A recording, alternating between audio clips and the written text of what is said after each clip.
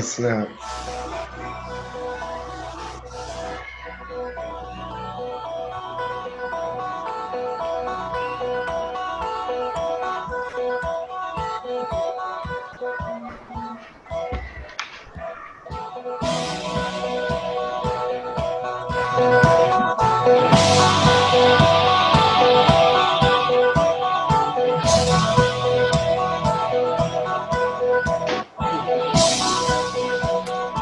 Number 23. Hey, y'all, we're back. We thought we'd throw a little bit of that. It's called Cyrus Eye in the Sky. That's the actual name of the song. Of the I song, always yeah. call it the Bulls. What's the group? Cyrus. No, The I name of the thought it group was is Cyrus? Well, Alan either Eye in the something. Sky is the name of the group, one of them. It's Eye in the Sky or Cyrus. And that's some Egyptian stuff going on there, man. Mm-hmm. I did not know that. Yeah. All right. But yeah, so that song there, whoever's decided to pick that song for the Bulls introduction was a genius, because it pulls you in, it sucks you in. It's doing the pregame and they doing the introductions, you know what I'm saying? It would just like pull you in and like get you pumped up, man. And it's like, man, this is crazy. So everything about the Bulls in the 90s was just crazy. Even the music that they selected when they played on the intros, and we know the other song, the jump song. That's what I call It was the Alan Parsons project. I knew it was Alan something. Yeah. Oh, okay, yeah. Yeah.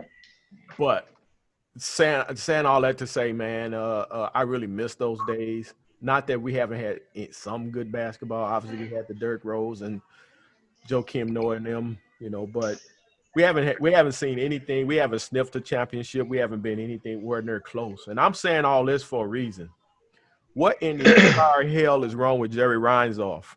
Now, he's got to be behind all this, because there is no way in the world that our new GM is wanting to hold on to Jim Boylan when most of the players think he stinks. So what else could this be? This is obviously Jerry Reinsdorf trying to save face and paying.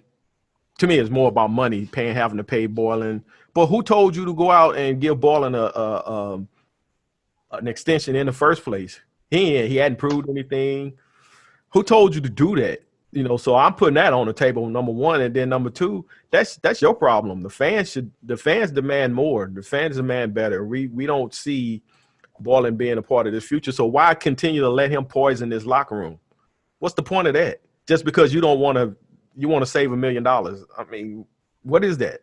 So those are my thoughts on it. I know we got Gary on us with us tonight. He's actually multitasking, working on his bathroom, but he said he wanted to jump on her. So we'll let Gary get in here first. Go ahead, Gary. All right. This is just my opinion. It appeared that I rubbed a lot of people the wrong way when I made my post, and it was a speculation. It was not my opinion or what they should be doing. He rubbed John. He got John fired up, Salam. John joined. Is he joining us? Nuclear. Well, he's stuck at work, Oh, okay. He works for so go ahead. So first I got upset and I was like, oh, apparently I have a bunch of Tekashi 6ix9ine fans in this group. So let me break it down. This is what I think. All right. The first thing I look at is these guys are businessmen before anything. So They're not sitting there in front of a PlayStation or Xbox playing my player, and money is not an issue. This is real money. This is real capital. And they are also looking not just at next year, but multiple years ahead. All right. So with that being said, when I look at the history of the Bulls, they have never been big fans of paying multiple coaches, meaning they don't like to fire a coach. They don't want to do what happened with Larry Brown. Larry Brown was getting paid from like 3 different teams, and wasn't coaching nobody. And I think he was working for one, whatever. He was coaching. So he was getting paid by 3 different teams. Bulls don't like to do that. They watch their money. Businessmen, they're watching their money first. Now, I believe it's not a priority to them as far as changing the coach, because They don't want to spend this extra money and be playing multiple coaches, and they're looking at what are they going to do next year with the roster that they have. It's going to be a wash anyway. I mean, if they make the playoffs, great, but that's not the end game. So they may live with it and let this guy get paid, and then they'll get rid of Boylan later. Right now, they're going to start trying to attract free agents and looking at what kind of moves they can make, what kind of trades they can do. The last thing I'll say is they didn't work with Boylan last year.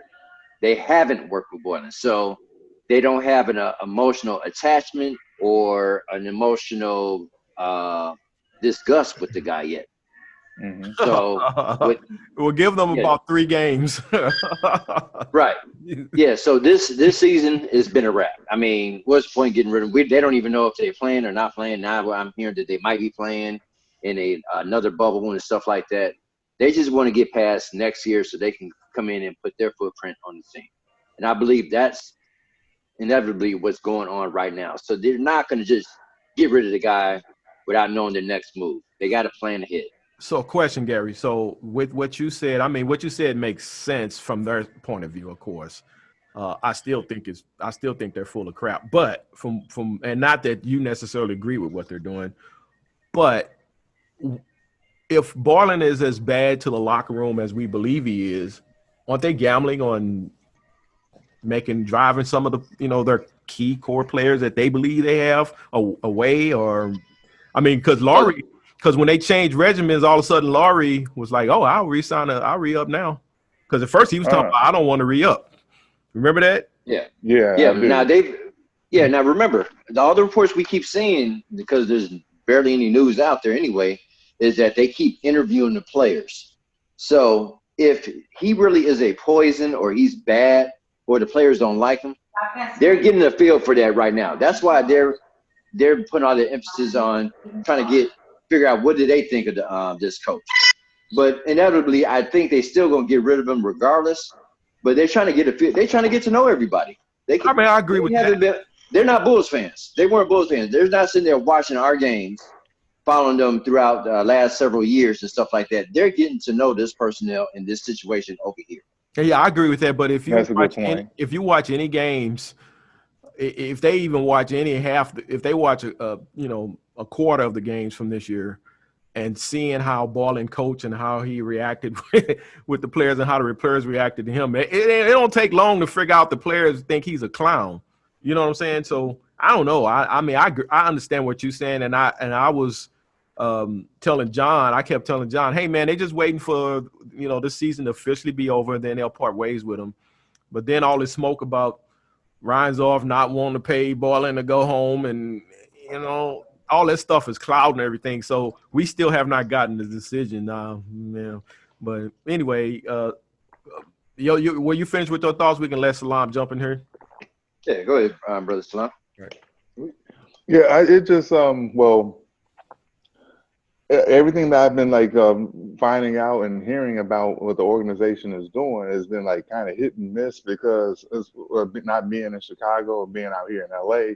So the noise you're hearing is about the Lakers or Clippers, potential matchup once the season hits a restart and everything. But from what I've been gathering, though, is that, okay, they've been on the fence about the coaches. So me hearing you guys, it gives me an idea of where Boylan actually fits. And I wanted him gone at first, but then as more I thought about it later is, they don't really, the ownership, well, not the ownership, but the new GM and Arturo, and then the other guy, Eversley, I think his name is. So these two haven't really had a chance to work with Boylan, or at least sit down with him to see what direction you want to go. So I wouldn't be surprised if they start out the next season with him as a coach, but have him on a leash just this short. So about 10 games short, hopefully. Yeah, so that wouldn't surprise me. I mean, I remember just the president I had seen, not necessarily with the Bulls, but I seen this with the Lakers. Mm-hmm. When Del Harris was there, mm-hmm. and they made the move after they got swept Utah in '98. They made a trade where they sent Eldon Campbell and Eddie Jones to Charlotte for Glenn Rice because they needed that sharpshooter to give Shaq room down in the paint, give Kobe room, more one-on-one space. So when they made that trade, Del Harris started out the season 6-6, and after that, Jerry West and them was like, "Whoop, whoop, you're gone." Only a 12 game short leash. He was out of there.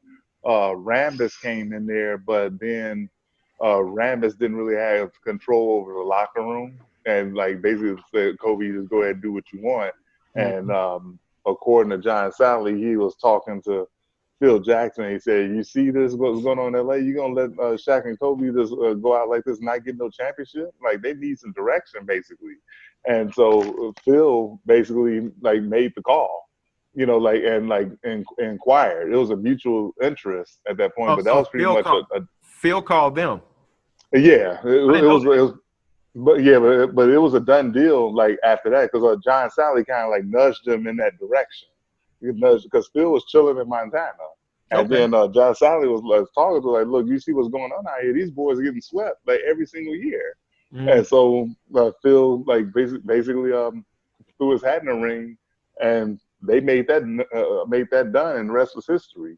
Oh. But I say like I have that point of reference, bring it to where the Bulls are, is the Bulls don't necessarily take a whole lot of calculated risks. And maybe because I don't know if it's the market or something, either that do a better job marketing wise, or maybe who's the like I forget offhand who's the sponsor on the Bulls jerseys when they Zenny. start wearing. Who is it? Zenny. Zanny. Glasses thing, Oh, yeah. the glasses. I mean, shit. You can't have Giordano's or nothing. You can't have like Harold something. I mean, Yeah. something that like I don't know. I'm just thinking, been trying to wonder a lot. Like, what else can anybody do for the Chicago Bulls to give them the allure or the marketability? Like, cause like people want to go to New York, but New York is not no warm weather like city, and they got crappy ownership. But people still want to play in New York or play in For some Brooklyn. reason, I don't know what that is. You know what I'm saying? Yeah. And they're in more disarray in Madison Square Garden than they are in Chicago. Right. But in Brooklyn, I mean, KD was like you could live pretty nice at that income he was making in the Bay Area, but he wanted to go to Brooklyn and be with Kyrie. And we know the backstory how that happened with Golden State, but um, what is it that those two cities have outside of like twice as many people that the Bulls couldn't have, and sell as a city and, to do, like get some kind of big fish, man. I mean, because like we need something. I mean, we can only go so far. We're going to do so much with the draft if we're picking seven. Yeah. You know what I'm saying? I think to answer your question, I think part of the problem was the old regime that just got replaced. Mm-hmm. However, the owner is still muddying the waters with this whole boiling thing. So Right. if you're trying to get free agents up in here, you got to let these guys do what they do. Do their job. Let them be the leaders. Don't be start. Well, I'm paying $1 million. Just so what, man? I know it's money, Gary, but Ryan's off $1 million are dropping the bucket to him. So he just need to let these dudes do what they got to do. Now, if they truly feel they want to watch, like Salam said, they want to watch balling for 10, 15, 20 games or whatever. If that's the way they really feel, then okay, fine. I can go with that. But if this is Reinsdorf's doing, it's gonna be a big backlash, man. I Um, mean, here's the thing. yeah, Also, Jay, like, look at who the Knicks just hired. Worldwide West, right? And you had to be like a hoops junkie to know who he is, but like he's very well respected in NBA circles, well respected, and by a lot of college coaches and feared by others. But if it wasn't for William Worldwide West, like I don't even know if Derrick Rose, even becomes who he becomes if he's not put on the stage or have the visibility, of what he was.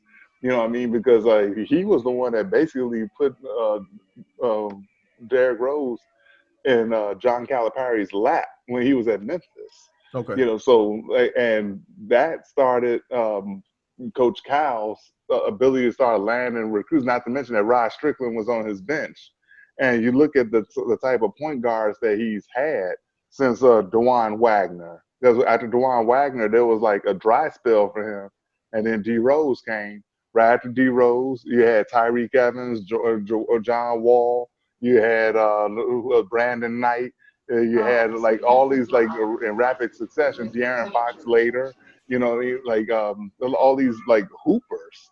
Basically Jamal Murray. So like Coach Calvin getting them all, ever since then. But that I think that foundation was laid by William Worldwide West. Yeah, and he's in New York, but I wonder, like, I just wondering aloud, not to say that he deserved to come to Chicago, but given that if you like had your ear to the streets for one of our own and Derrick Rose, like if the Bulls would have been interested in a shot, or if he hollered at him, had his people holler at him to see if he could get in there or get an interview with them, I wonder like how that would have looked. And he's with the Knicks or Well, the Nets. He's with the Knicks. I would say this. I don't know if William the Wesley. Knicks. I don't know if the Knicks are going to get any big free agents anytime soon. To be honest with you. Well, I agree with that, but I also Yeah. feel like, first of all, what's up, gentlemen? What's up, AD? Yeah, Long like, I'm time hearing no a voice. see. It's been a while. But no, I want to get in with this. I don't think it really matters who they brought in. They could have brought in, Jay-Z. They could have brought in anybody. If you are gonna power struggle with them, and you're coming off the back and telling them not to fire Boylan, then it doesn't really matter what you're doing because you're not changing the culture. Mhm. You're continuing. You're perpetuating the cycle that was already in place. Right. And so that's why I was saying from Jump Street, and I put on the invitation that the fans, if there's any validity to this, the fans need to push back now before a decision is made. If you ask me, because if they get a sense that the fans going to boycott again like they did last year, maybe Jerry will back off and let it go. You know what I'm saying? And let If we don't even know if they were told not to fire Boylan. Right. Yeah, we don't know if they we don't even know what level of involvement John Paxson really has right now. He's not supposed to have any. You're right, but Yeah. there's been reports already, and that's not a good thing either. Yeah, he's running his mouth, and he's not supposed to have any input Can whatsoever. you expound on that as far as the reports? I would have to go back and look, Well- but I did see a couple of those come across on the chat itself. But I think just even on a surface value, having something like that slip out doesn't do you any justice at all, especially what you've just done for this team over the last decade or so. Right. The last thing I saw, Gary, was him, and ownership were lobbying for Jim Boylan to keep this job. I'm like, what the hell is Paxson lobbying that for too. Boylan to keep his job for? He's a part of the reason you're out of here. What are you doing? What are they doing listening to him? So I mean, if what you like you saying, if all this stuff is true, then only person that matters as far as Boylan is concerned is Jerry Reinsdorf. I don't want to know nothing that John Paxson has to say. Nothing. We need to let David get in here. Go ahead, brother. I think it's all BS, personally. Even the explanation, I understand what Gary was saying, what Will was saying, but I don't buy that at all because, number one, they've already been paying two coaches. Like all the last coaches they've been paying overlapping. When they fired, who was it? Thibodeau, they were paying Hoiberg and Thibodeau. I think it had offset because John, what's up? What's up, John? I think it offset because Thibodeau got another job or whatever. But the fact of the matter is they still fired Thibodeau while he still had money left on the table. Like they didn't know he was going to get another job. They fired him and they still were going to pay two coaches. They fired Hoiberg and they were still paying Boylan and Hoiberg. It got offset because Hoiberg got another job. And they both made. Let me ask you this. They This both guy's made only more than Boylan, doing right, David? $1.50. So that's way less than all these other guys were making. Right. So I don't buy that they don't want to pay two coaches. Because if nothing else, they could pay the assistant guy to step up. And it'll be hardly nothing, like a drop in the bucket for that. Who's hiring Boylan? What'd you say? Who's going to hire Boylan? Yeah, well, probably nobody. But what I'm saying is $1.5 million Hang on a second. You're probably gonna put that on. Yeah, thanks, Gary. $1 million, $1.5 million is nothing compared to what they were paying these other guys before. So I don't buy that. The other thing I don't buy is Arturis saying he's got to meet with him and all that stuff, because this is when I stopped buying that. When they fired the training staff, I stopped buying that because you didn't meet the training staff. The training staff was working with players all the time on, directly. Now they fired Gar, I get that. You could talk to Gar and y'all don't have the same philosophy, fine. But the training staff, you need to see what they're doing with the players before you could fire them if this is the case. So I don't buy that. So you think watch film? They could watch film and fire Boylan. I actually think some of it is Arturis and some of it is them. I don't think they're telling him you can't fire Boylan. From what I read, they told him they wanted him to give Boylan a chance, like get a chance to know Jim and see if, whatever. So I think some of it is him saying like, okay, I'm gonna give him a chance, which is stupid. Like, that's a wasted year. It is. It's a huge mistake because whether we're going to the playoffs or not, we have young players. You need to get them on the right track. And he's actively hurting their development. It's not like Vinny Del Negro, where he wasn't hurting. He was just kind of whatever. It wasn't hurting D Rose that he had Vinny, or none of those young guys. But it wasn't necessarily helping them get better, but it wasn't hurting them either. Right. So to lament, this guy's actively hurting development. Look at Wendell. Look at Laurie Markkinen. Yeah. So they can't keep him for another year. That would be a complete loss of another year of their development. They can't do it, and I hope they do move on from him right after this, whatever. ASAP. I don't buy none of this about money. I don't buy it about having to meet him. You can watch film and see what he's doing on the floor. He's horrible. That's it. You don't need to meet him. I mean, David, when you got Zach looking over at him on his bench like, what the hell is wrong with him? I mean, Zach is on the floor with the cameras on him and he's doing this. So I don't understand why if they don't want to pay two coaches, okay, but why are they starting now? Like I said, they've been doing that why all of a sudden matter now? Why now or does that matter? So I don't buy that. And plus, Barlin is making way less than Tibbs and Fred made. So exactly. So it's not even like it's like assistant coach money what he's making. It's not can you guys hear me? Okay. Yeah, go ahead. Sure. Okay.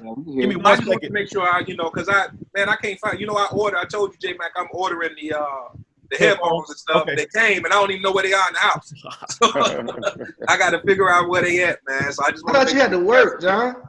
Man, I got out of there, bro. Oh, okay. All right. So I just finally let me go. So I said, let me go ahead and get home. I saw y'all was cracking. I said, let me jump in, man. Yeah. Give me 1 second, John. So to finish, so for David to finish off his initial point, I mean, I lament what you're saying. I maybe that's probably what it is. Arturis is kind of like, okay, they asked me to give him a chance. What does a chance look like to Arturis though? That's the question we gotta ask. The part I don't get. I don't know. I don't get that. Well, go ahead, John. Yeah. No, that's a good question. Like, what does that look like if he were to do it? But just to backtrack, man. Yeah, I mean, listen, I've been making my position clear in this for we going on some months now, bro. And none of it ever made sense to me. None of it ever made sense to me. When you look at what they were doing, they came out the gate when the whole break started. And they got rid. They pushed Pax to the side, right? And then they got rid of Gar. Yep. I'm like, okay, they heard everybody because we all know what happened. That All-Star Weekend stuff that was disastrous for this franchise. It was, yeah. They were in the national spotlight with fans behind those folks, embarrassing the hell out of Jerry Reinsdorf and the Chicago Bulls franchise, and that was the tipping point, I believe, one of them. But I'm saying, okay, we got to do something. We just got embarrassed in front of the world, national TV. So they come out the gate at this break and they start making these moves. And I'm looking, I'm like, okay, great. You get rid of the head guy, Pax, you get rid of the GM, then it stops. And right when it stops, I'm like, okay, I definitely get rid of Gar Pax. Everybody, that we know what that's about. That makes sense. No brainer, right? Why are you stopping at the most controversial in the entire like, what are we waiting on? Yeah. What are we waiting on? And then we started getting all these excuses about what the reason. Oh, they waiting to see if the Bulls what the format gonna be. They wait till the end of the season. And it wasn't just you, Jay. This was in the media here. We were reading it in the Well, papers. that's where I was getting it from. That's where I was getting it from. Yeah. You were hearing it on radio and all of that, except for one guy on the Score 670 here. Dan. Bernstein. Yeah, Bernstein. He was never with it. He was like me, like something ain't right. Why are we waiting? What's the holdup? Mm-hmm. It's like, well, we're gonna give him, but like you just fired your front office. That to me, organizationally, is the bigger move. Right. You just got rid of your whole front office. Now you just need to get rid of the clown. That should be. You just need to get rid of the coach. That to me, it was a no-brainer after that. So right then, I'm like, something's not right here. And the longer it went on, the more worried I got. The money thing y'all been talking about, it makes no sense. No, it's not even enough money for it to even make sense. Don't make no sense. It makes no sense. And like you just said, Jay, okay, if they're asking them to give this guy a chance, first of all, when you look at his track record, what could he possibly do different in an entire whole other season that he's already had 2 seasons to do? And like Dave just pointed out, the dude is actively regressing your players. That's right. That's why you have Lauri Markkanen right now wanting to go back to the international game he's been talking about. Damn. Right. Because he's so disenchanted with what his experience has been underneath this guy. That wasn't the case with a Fred even. That wasn't the case with Benny, like you said. It was just kind of static with those guys. If guys weren't improving, but guys definitely weren't regressing. And you may have this guy is actually hurting your players. Hey John, you may have missed what I said earlier. When the new regime came in and started putting the axe to everybody, you remember before that, Lauri was like, "Oh, I want to get the hell out of here," right? Yeah, exactly. But as soon as they came in and started putting the axe, Lauri was like, "Hey, I'm ready to sign an extension." So because he saw what we saw. He thought Baller was out of there. It started to look like the message had been heard. We get that this guy's not working. So he thought like the rest of us, oh, it's only the next axe that's going to fall. Got to be Boylan. Logical conclusion, right? Logical conclusion. So that's another reason. You got a guy who potentially can be, if not a quality starter, a potential star. He has the talent. Yes, he does. I don't know if he's got the mentality yet. And we've talked about this even before all of this that stuff. Can be developed, yeah. Yeah, I don't know if he's got that attitude, but he's definitely got the talent. The point is, it's not going to happen with this coach. No. And the other thing about this, and I'll throw this out and let you guys chime in on it. The bigger issue behind not making this firing with Boylan is what this does to this new front office regime. And what you do as an owner to the guys where you're looking like you're trying to make change and you prevent that change from happening, you're cutting these guys' nuts off, man. That's right. You're making them completely ineffective. And you're neutering them to have any kind of power of authority to convince the fan base, the media, anybody in this town or anybody in this sport that anything is going to be different. You just dealt with 15 plus years of nothing.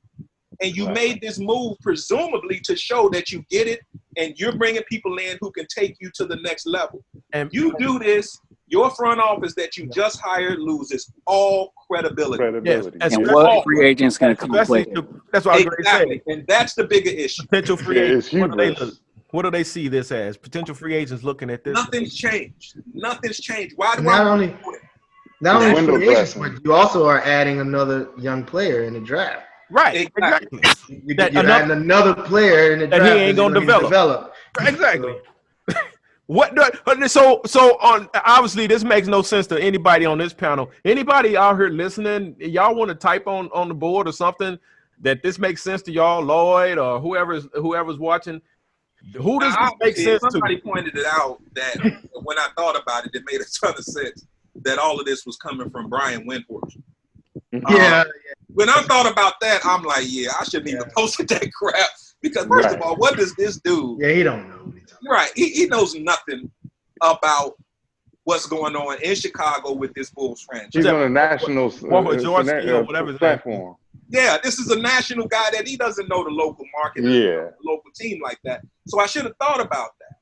But because that happens a lot with guys. You see it in all sports. The national commentators commenting on local happenings. And you're not plugged in like that. They don't know. Right. A lot of times that they end up doing, they just end up paper articles or news or anything that they've read from the local guys who are on the ground doing the real reporting and the real beat work in these markets, and those national guys are parroting this. So I don't even know where this guy even, I literally think he made that. This is my problem, John. How come nobody from the Bulls organization has stepped up and said, this isn't the case, or this is what we're doing? They're just allowing it to go on. Yeah.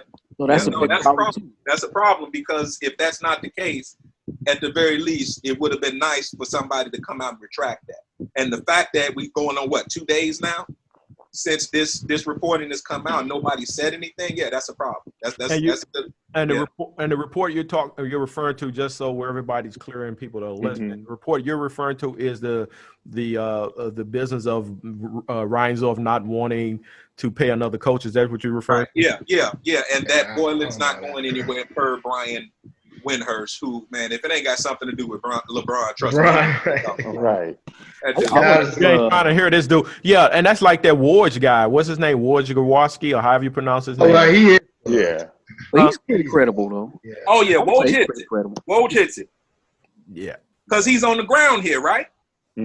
I thought he was national. He's national. He's national, but he's plugged in there. Okay. Yeah, he's I want to hear Gary's perspective, though. Oh, you didn't hear it when he started off? Yeah, I kicked it off. You didn't hear it? I was still logging in. Yeah, you can go ahead and repeat it, Gary, if you don't mind. So, because John wasn't here either. No, it wasn't necessarily my opinion on what they should or shouldn't be doing. It was what I think that they were doing, because I was saying historically, the Bulls have not been big fans of paying multiple coaches, like firing somebody and then rehiring somebody and having somebody on the books. They don't like doing that, and they'll hold on to a coach, and at minimum they'll pay them a year. Right, that's what they do. They don't do the multiple years worth of. But a year, right? For years, they're not gonna pay you. They're not gonna pay you 2-3 years, and you ain't coaching nobody. How long did we pay Boozer for? Who? Carlos Boozer. So here's a question, Gary, and I know you can't answer this question. This is a rhetorical question, but I don't know how many years does Borland have multiple years on his contract? No, this is one last year. That's the other thing. Why do you want a lame duck coach? That's the other thing. So why would you want a lame duck coach? You just have one more year. So why would you want that? That's the other part. It makes sense. So the thing is, it doesn't make sense what they're doing. About the money, then this can't be about the money. Yeah, no, I mean they just got some, especially with them saying they want to give Borland a chance. This is just a habitual thing. That is hilarious. That they do. It may not be about the dollar amount. It's just their, it's just their business practice. And what I'm thinking is, it is more of a Reinsdorf and Paxson influence, as we're starting to figure out, on them telling them what to do, this new regime. This is historically, this is just what they've always done. That's why I'm not getting super upset about it. I'm more like, I'm not surprised. Man, I'm just hoping if somebody great becomes available, they're basically not making a announcement until they find something that they want. You know what I mean? That's what I think. They have nothing but time on their hands right now. There's not a rush for them to do anything. They're dealing with this COVID shit. Then they got to figure out what's next year going to be like, So, I mean, we're getting upset about Boylan, but the fact remains to me, he will be gone. Don't we have a good reason? He will be gone. Don't we have a good reason? Oh, yeah. No, I can't stand him as a coach. Hey, but you already know my feelings. And Philly and Lita think that just because he came from Coach Popovich's tree, that it would be something like, I couldn't have been more wrong. He was a rotten apple. Yep. Listen, all I did when he really started to show what he was, and more importantly, what he wasn't going to be, I started looking back. I'm like, man, where did this guy head coach at before? And he head coached in Utah. Bro, if you go back and read some of those articles. Hot mess, Of what? College? Yeah. College, yeah. Hot mess. Bro, if you look, I mean, he came in and everybody had some level of excitement, but by the second or third year, dude, players were leaving the program. He was getting in open battles with the media there, back and forths. By the fourth or fifth year, whenever it was when he left, dude, they ran that dude out of town. Ain't nothing changed. Ain't nothing changed with him. What pissed me off the most is he put them handcuffs on Kobe White. Kobe White should have been starting. Yeah, man. That was a long time. He was clearly the better point guard out there. But hey, I'm gonna leave y'all to it, man. I gotta get back to work. Okay, bro. But I just want to jump in, and if I don't catch you live, catch y'all recordings definitely. All right, I'll be good, man. Will, Jerry, good to see you, man. Will, before you go, Boylan got 3 years.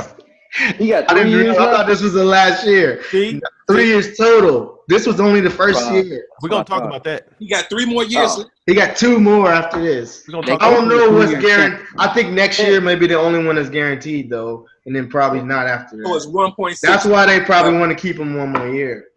There you go. 1.6 total left on the 2 years. All right, Gary. How much it is?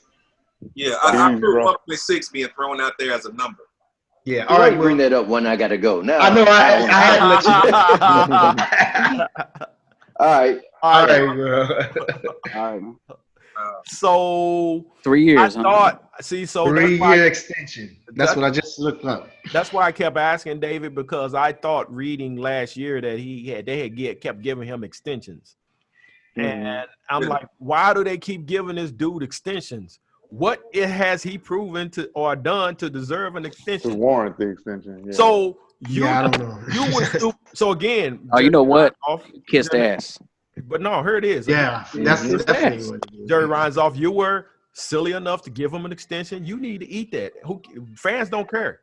That's your money. That's your problem. You want to salvage these players. You want to change the culture. He's got to go. You're gonna have to eat that. First of all, it made no sense to give the guy an extension. What had he done? Nothing. Right. What had he done at the point that made it? Oh, we got to sign this guy, pay him more money, and sign him for 4 years. That's John Paxson, man. For what? That's John Paxson. No, and he was interim before that, if I recall. You did no coaching. No, they made him the coach. They didn't even make him interim. That was a stupid thing too. From day one, they made him the coach. If hubris was a person.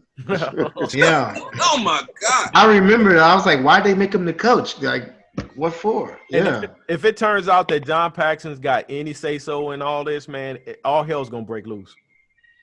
It's not going to be a good thing because, again, like I said, your front office lose all credibility. All of these moves that people were touting and cheering about, which they should have been at the time, because it looked as if you were no longer choosing to be tone deaf about what had been going on. Got it. Yeah. It looked like they were heading in the right direction. So, but like you said, if that's what it ends up, see, I had a problem with the fact, okay, you fire Gar, okay, fine. But they moved Pax to the side. Well, I expected that. I didn't think they were going to fall out Paxson. That's a problem because of number one, what you're saying right now. And number two, clearly it looks like you're protecting this guy. Now, you got that kind of relationship where you don't want it to come out, where you fired him and you don't want that mark on his record. Okay, fine.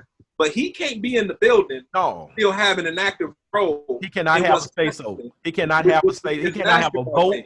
He can't have a vote or say-so or nothing. It makes no sense. And again, you're cutting your new front office off at the legs with all of this stuff.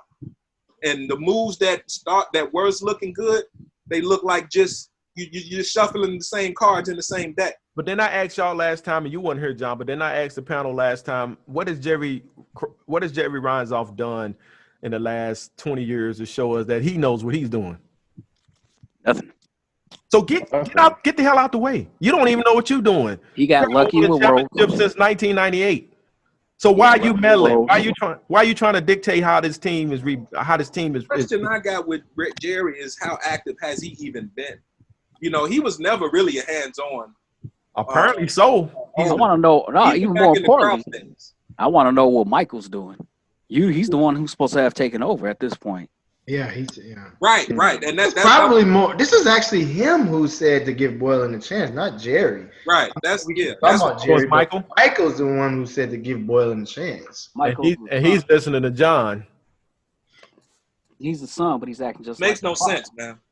It makes no sense. The other thing is, like, what free agents is going to want to come play for him? Like, it's nothing. None of it makes sense. And you know what, It's John, you bad. were right from the beginning. I actually was on the other side of this, where I thought they I just, was too. they're going to do it at the end Past or tense. whatever. But now you were right. They are not going to do this. I can see that now.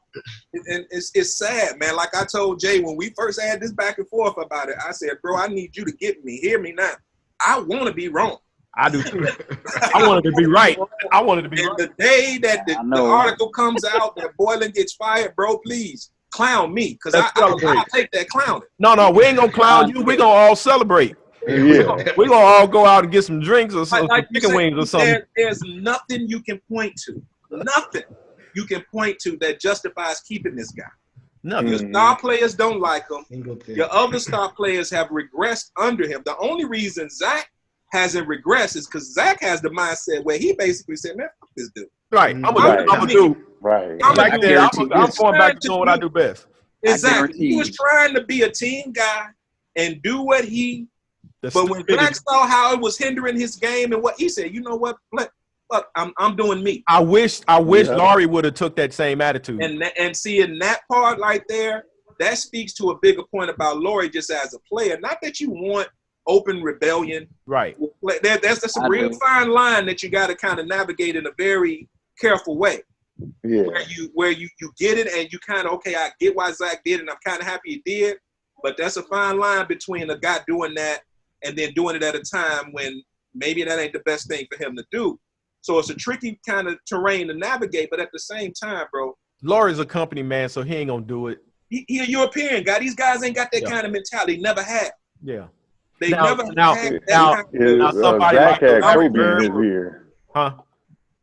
No, I was gonna say somebody American like a Larry Bird or somebody probably Yeah. would have said they The hell. last European that I recall that had that kind of just aggressive on and off the court in his play and in the way he kind of carried himself was Drazen Petrovic. Yeah. That was the last guy that I recall that was a really assertive, aggressive guy, you know, that he was going to get his. I remember when he was in Portland before he went to the Nets, and that thing deteriorated to the point where he was making, who was the Edelman, I think was the coach. Yeah, Was it Rick Edelman? Yeah. I think he was the coach at the time, and Drazen was like, man, listen, I ain't never been sitting on the bench like this, bro. This ain't going to work for me. Right. Yeah. Yeah, And but you know, he forced Laurie me where he played had to here. go. Didn't he play his college did at ball the here? Nets. He shined at the Nets. But I don't know, man. The jury's still out on Laurie as a player. Yeah. And that's the thing, though. When you got a guy like that who's just not built that way mentally, why have a coach that can't cater to it, can't help blossom that, can't pull what you need to pull out of him? This guy doesn't have that, dude. When he did that whole time clock thing, I said, man, if y'all don't get this dude out of here, man, with this dumb ass shit. But it just exactly look at him like, what the hell is wrong? Dude, come on, bro. See, this is why I say he's actively hurting their development. But what you just said, like, yeah, Laurie had his issues, but he wasn't playing like this. No, he wasn't. He wasn't playing like this for Fred Hoiberg. He just he was started balling. doing this No. when he started this offense. That's what it is. This offense is not. You see, Wendell having the same problem. Yep. This offense does not cater to you if you can't make your own, create your own shot. David. That's why Zach gonna get his and Kobe gonna get his. He was getting his at the end of the year, and the rest of the guys be down. That's It's not not no even way an to offense. win. But a question Can't though, stop. like, can we like look at the roster pieces, just assess? Yeah, Do these pieces even fit together? yeah. I don't know about that. Yeah, we don't have no enough idea, defense. bro. We don't have. Because, no like- We don't know yet. Yeah, Have no because idea. We don't I have know enough help. We don't know. We don't have enough information to know that because Borland's such a abject. Gonna have a guy that seems to have the capability of even giving you a Mhm. clear understanding. Like we all just said, Zach has completely stepped outside of the system Right. to do Because, him.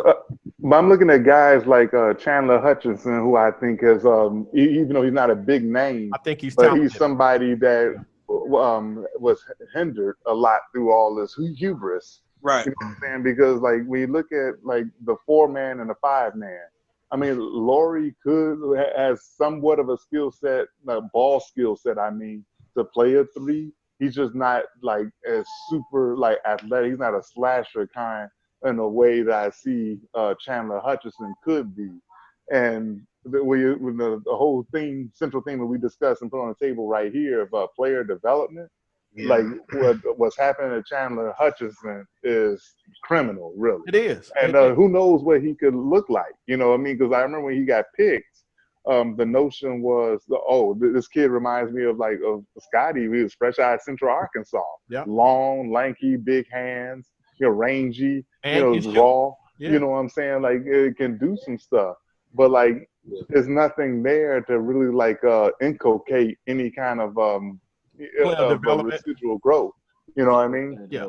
I mean that goes for him. I mean that goes for Hutchison, for Lowry, for Kobe, and all the young players that need they need leadership, they need development, they need someone to take them to the next level as far as how to play in the NBA.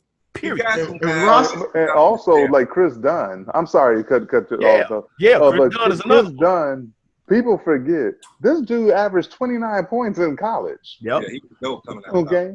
So how did he just turn into a 3-and-D guy, kind of a guy? Because they forcing him to shoot threes, and that's not his game. Yeah, I would love to see him get some more confidence in his game. They say, okay, Chris Dunn, we're gonna put the ball in your hand. And maybe because if you go small, you have Dunn, Kobe, Zach, that kind of thing, stretch the floor a little bit.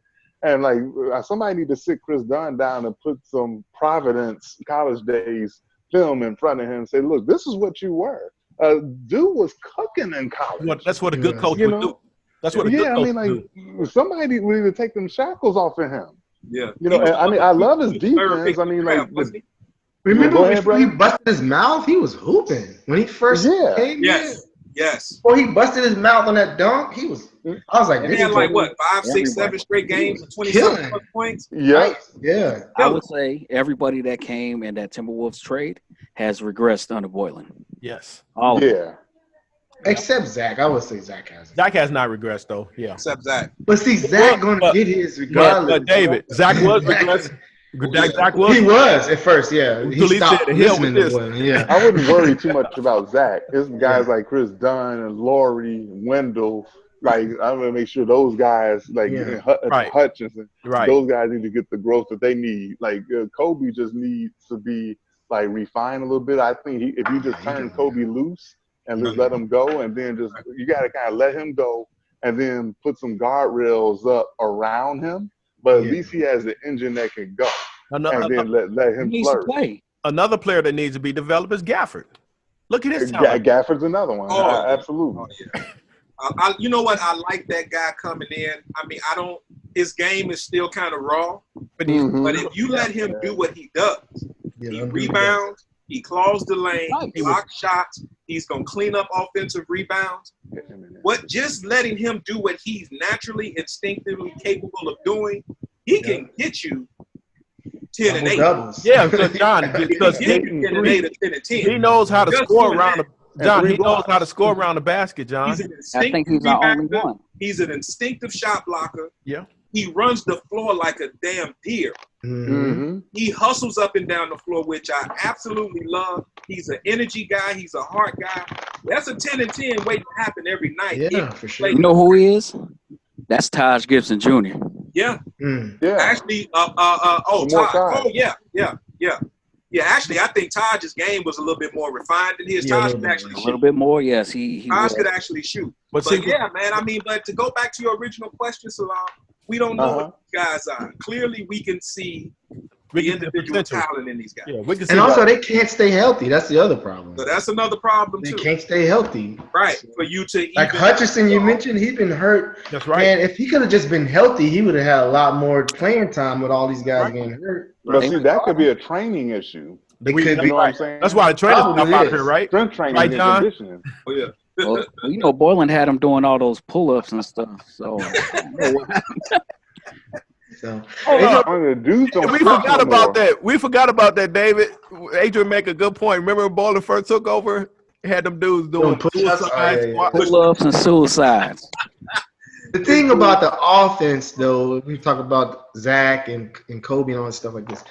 The offense is for the other guys. It's not for Zach and Right. Kobe because Zach and Kobe can get a shot without any offense. They can go. It's for the rest of the guys. So if your offense is not getting good shots for the other guys, then there's something wrong with it. It's not working. That's the problem. Look at a triangle or look at any offense that's decent. Like they're getting shots for these other guys. Good open shots for the other guys. That's what it was designed to do. This is only threes. The only shots they get in this offense is threes. That's it. And we don't have enough 3-point shooters for that. No. I wouldn't be shocked if Borland, knowing his job online, come back and try to institute the triangle. That would be hilarious. I mean, the defense He doesn't know what a triangle is, though. I don't like a little square. I don't like the defense either. The defense is gimmicky. And he's supposed to be a defensive expert. Trapping everybody up the top. Like, you can't win like that. That's a college, high school thing. It's not even just a defense as a system, but he doesn't know how to use his personnel either. When we were playing a healthy Detroit earlier in the season, why did they have what's his name? Our big European point guard. Oh man, they No, what about the center? What's his name that came from New York? Fournette. Oh yeah. Man. They had them out there playing against these athletic players. Come on. You had Satoransky guarding Rose, and he was just running around him. And you had Cornette going up against what's his name? Drummond. Yeah. Drummond. And I'm just it made no sense. I mean, Thaddeus Young shooting threes. Like, what? Who and Gafford on the bench. Thaddeus Young's strength was getting on the offensive glass. That's right. You know what I'm saying? The threes came up guys in mid-range. Like the threes came later in his career. I mean, like Dave, you brought up earlier, like you had guys like trapping out on the floor. Sometimes during the course of a game, it requires it, but you gotta have the personnel to do it. But if you do it, not every time. If you do it as a prolonged strategy, a good offensive-minded coach or offensive-minded assistant coach is gonna pick you apart every single time. But if you do you're going to get blown by every time. You're going to get blown by. Every time. But there's certain things that, like, there are certain principles that certain teams just are who they are. Like, for instance, like playing a pick and roll, for example. Some teams, they switch every pick and roll. Right. Some teams, depending on who the point guard is, they playing Rajon Rondo, you're going to go under that screen every single time. And then some teams, depending on how dynamic the ball handler is, like we were in 2011, Rose was dynamic, MVP year. He didn't have a shooting guard worth a damn. So what did Miami do? They trapped him every single time on the screen and roll. That was their bread and butter. And they had the athletes to do that, though. And then you had guys that could cover behind. Bosch had long arms. You know Wade what I'm saying? could protect the rim. Wade. You know, because Bosch was showing pretty well on that screen, on the pick and roll trap. All we needed was one person that could shoot consistently. That's it, just one. Exactly. Just one person. Like we had Ronnie Brewer and Keith Bowen. When we got one, then Rose got injured. Man, Keith Bowen hit that 3 in the first half. That's it. 3 in the second half. And that was it. Yep. All right. That's it. That was it. I got one for you. Let's go back to the defense. Hey, before you go there, Adrian, I think Rondo tried to tell us that Boiler was a piece of crap when he threw that towel in his face. He should have got a clue then. That's because Rondo knows he don't know what he's doing. Like Rondo could probably coach better. Look, I will take Rondo as a coach. Shut the hell up. See, sometimes as a good coach knows when to get the hell out the way. Sometimes, when you have a good quarterback mind, like Rondo, like you thought he had the impression that he was a malcontent. No, but let me say this: guys like Rondo, J Kidd, you know, these dudes are chessboard players on the court. You gotta let them go. You know what I mean? Like, or you could like rely on, as a coach, you rely on, okay, what are you seeing out there? Trust I'm seeing this. Now tell me what you're seeing. Trust your guys. And then, what they're seeing. We need and like I remember, you know, I mean, he called a lot of shit during the last dance. Isaiah, like one thing I gave Isaiah credit for is like when it came down to last play or something like that.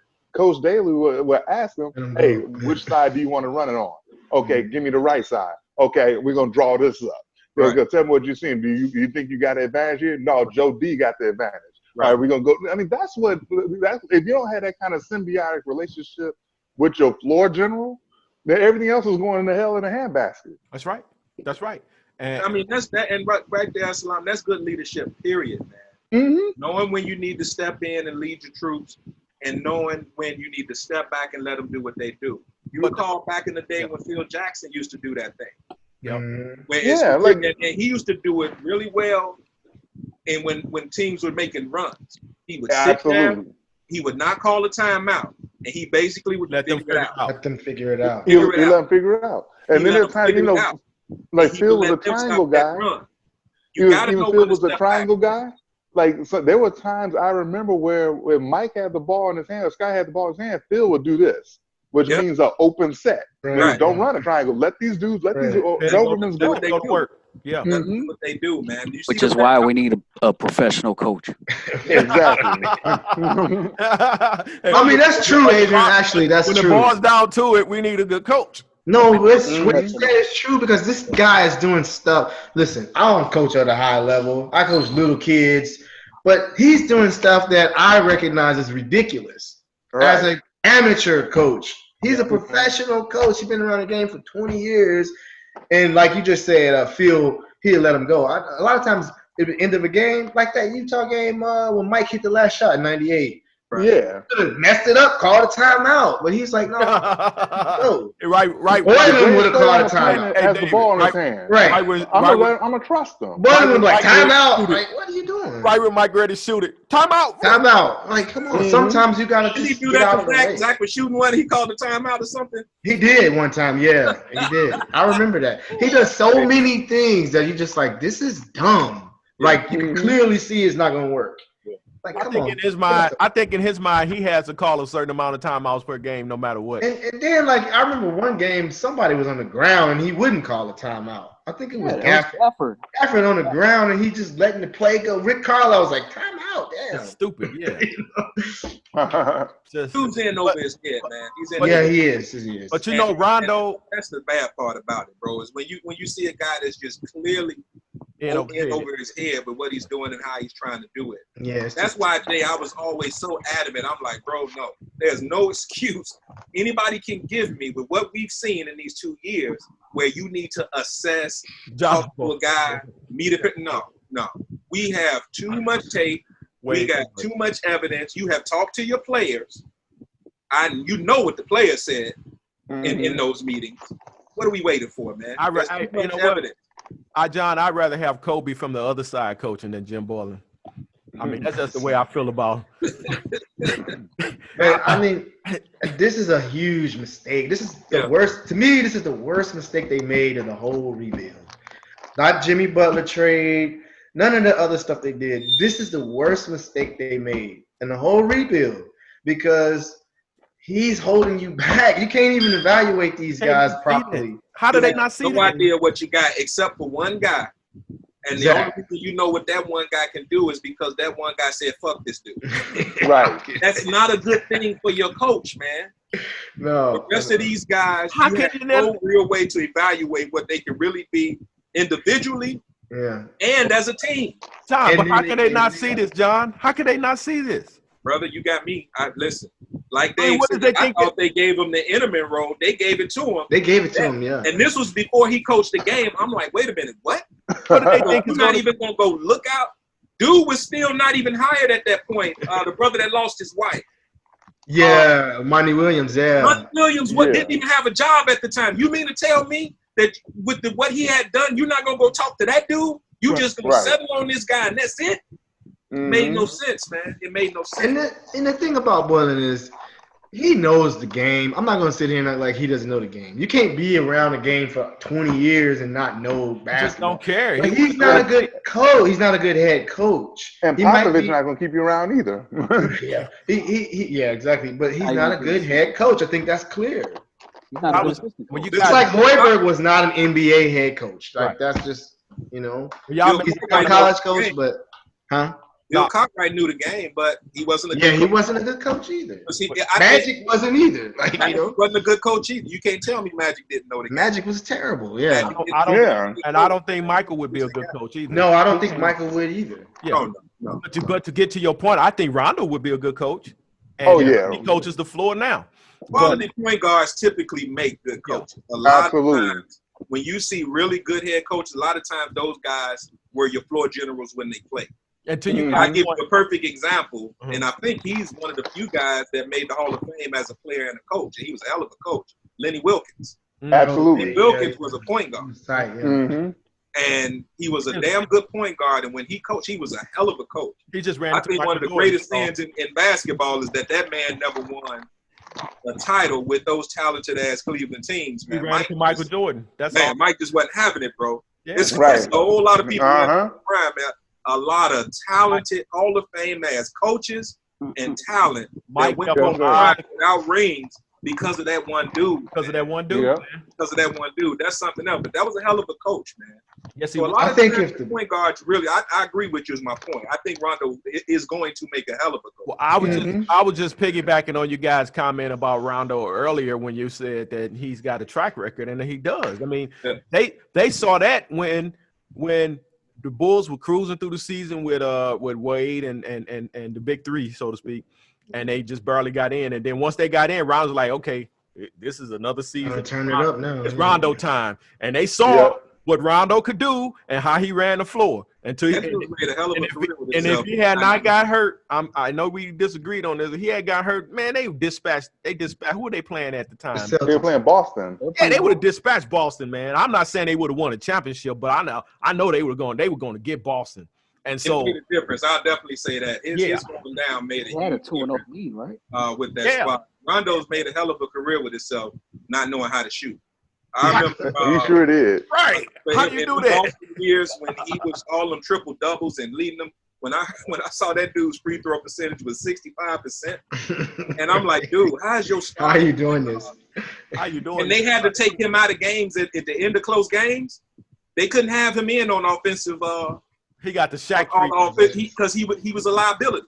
He got the Shaq attack treatment, right? Yeah. He was a liability, but still has made a hell of a career. I've always admired his grind, his hustle. You're gonna get 100% of what he got at all times. Playing with a dislocated elbow. He knows where everybody is on the floor. He's gonna make sure you know where you are on the floor. And he was good for the young guys on the Bulls. Oh, too. he was damn good. They loved him, man. We shouldn't have let him go, especially if we knew I wouldn't have mind seeing him coming back. And is he still playing? Where's he at? In the Lakers. Oh, he's with the Lakers right now. I'd wish even after they traded Jimmy, I wish they'd have let him come back.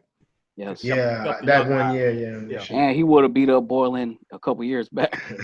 He would have whooped him in the locker room or something. So I think the Bulls really, like we keep saying, they have to get a coach. And then these guys talked about player development in there, like was Eversley. He mentioned that. I don't know if they hired anybody or what. I haven't heard. I haven't heard anything. Because remember he said, David, he was shocked they only had one player. Yeah, but have they hired some people for that? Like, I hadn't heard anything. There's been no movement. That's so important. That's the other mistake they made. They didn't have emphasis on player development. Right. Like, you could say anything about these young players or whatever, but these guys are not bad talent. Like, it's not the problem. They just don't know how to play. Denzel Valentine got talent. All of these guys got talent that they pick. They're just not developing them and putting them in the right situations to get better. Denzel Valentine has that 1980s game. He does. Yeah. But I'm saying, if he's used the right way, he can help you. You have to your team if you use very it right. particular ways. I completely agree. And he can shine and blossom. But so the other thing I think they're missing is they don't have a primary decision maker on this team. Satoransky's not that really. Chris Dunn doesn't make good decisions. They put the ball in Zach's hands all the time, but he doesn't make good decisions either, unless he's trying to score. That's why that whole point guard by committee crap, I was like, are you kidding me? And Kobe's not a point guard either. I don't care what anybody says. He's a shooting guard. They really got to get – in this draft, there's so many point guards out there. They got to get one of these guys that's going to be a primary. So two questions. They have to. and a good coach. I'll take LaMelo. You'll see a different team if they do. So if they don't, yeah, I take Melo too. But if they don't get a good point guard, maybe they get one in the draft. I mean, maybe they can trade for one or sign a free agent. I don't know, maybe. But I they haven't just really looked at this draft. They also need a small what's forward really who out can, there. I who keep can hearing get that this some, draft get ain't some really buckets too. No, it's not the stars. Like, you know, there's no Zion. There's no Ja Morant in this draft. But it's players who can play and got some potential to be decent players, starters. But there's no surefire like I knew Ja Morant was going to be a good player. Right. Like, I didn't have any doubt about it. Oh yeah. I'm a little bit. Me and John, you know how we about Zion last year. Man, listen. but there's no Ja Morant. To be quite honest with you, a lot of them guys from last year would probably be really high on the top in this draft. Even like Darius Garland and Kobe might be a top 5 pick. Like, you know, actually, but there's still Darius some Garland talent in this draft. Hey, to be honest with you, if the Bulls get up, let's say they get the 7th pick, whatever, I would probably trade down if I could a little bit because there's some guys in that middle range who I feel more comfortable with than the top of this draft. This going to be probably better or just as good, like Tyrese Maxey, that type of guy from Kentucky. I think he's going to be a player. He may not be a star, but I think he's nice. As long as they don't get another McDermott when they trade down. Oh, yeah.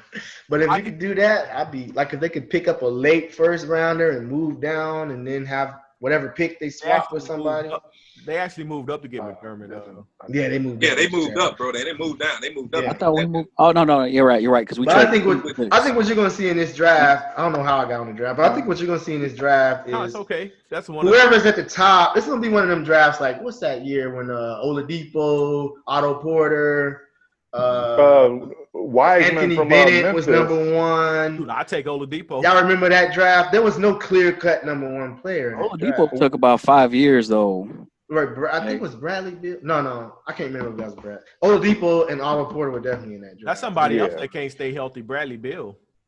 Yeah, but my point is there was no clear-cut guy, but you still could get a guy like an Oladipo, Otto, who's still decent players. Oladipo's a good player now. We don't need any more Otto Porters, man. Yeah, but I'm saying there's guys like that. There's nobody who's clearly like even Wiseman. No, I wouldn't. He's got talent, but I wouldn't make him like a clear-cut guy. There's really nobody like. Let's say Wiseman, Salam. If you had a choice between Wiseman and Okongwu from USC, I'm sure you've seen him. Onyeka Okongwu. Yeah. What's the difference? Like, I could get Okongwu at 7. Why would I take Wiseman at 1?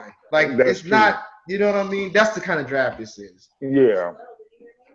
And then the kid at Georgia, Anthony Edwards. He got a lot of talent. Yeah, he's solid. But he might be kind of undersized for a 2 guard though. In the NBA level, he's like 6'3", 6'4". About 6'4", yeah. You know, so he gets to the pros.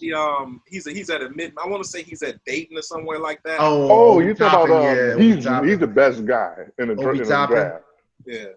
I wouldn't be mad at Obi Toppin. Hey guys, I'm gonna tell you this. I'm with Salam. If they Bulls got a chance to get LaMelo Ball, man, that boy. I wouldn't be mad at LaMelo Ball. But see again, the Bulls. You put Toppin though at the 3 spot in this Bulls lineup. It'd be tough. It'd be tough.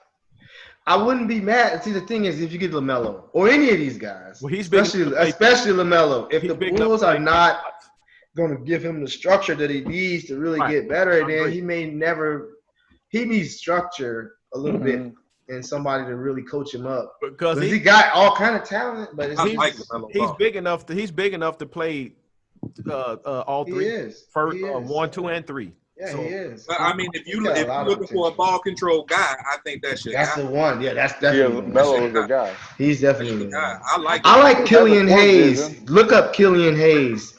I'm real strong on him too. Where's he at? He's from France. He's a lefty, about 6'5".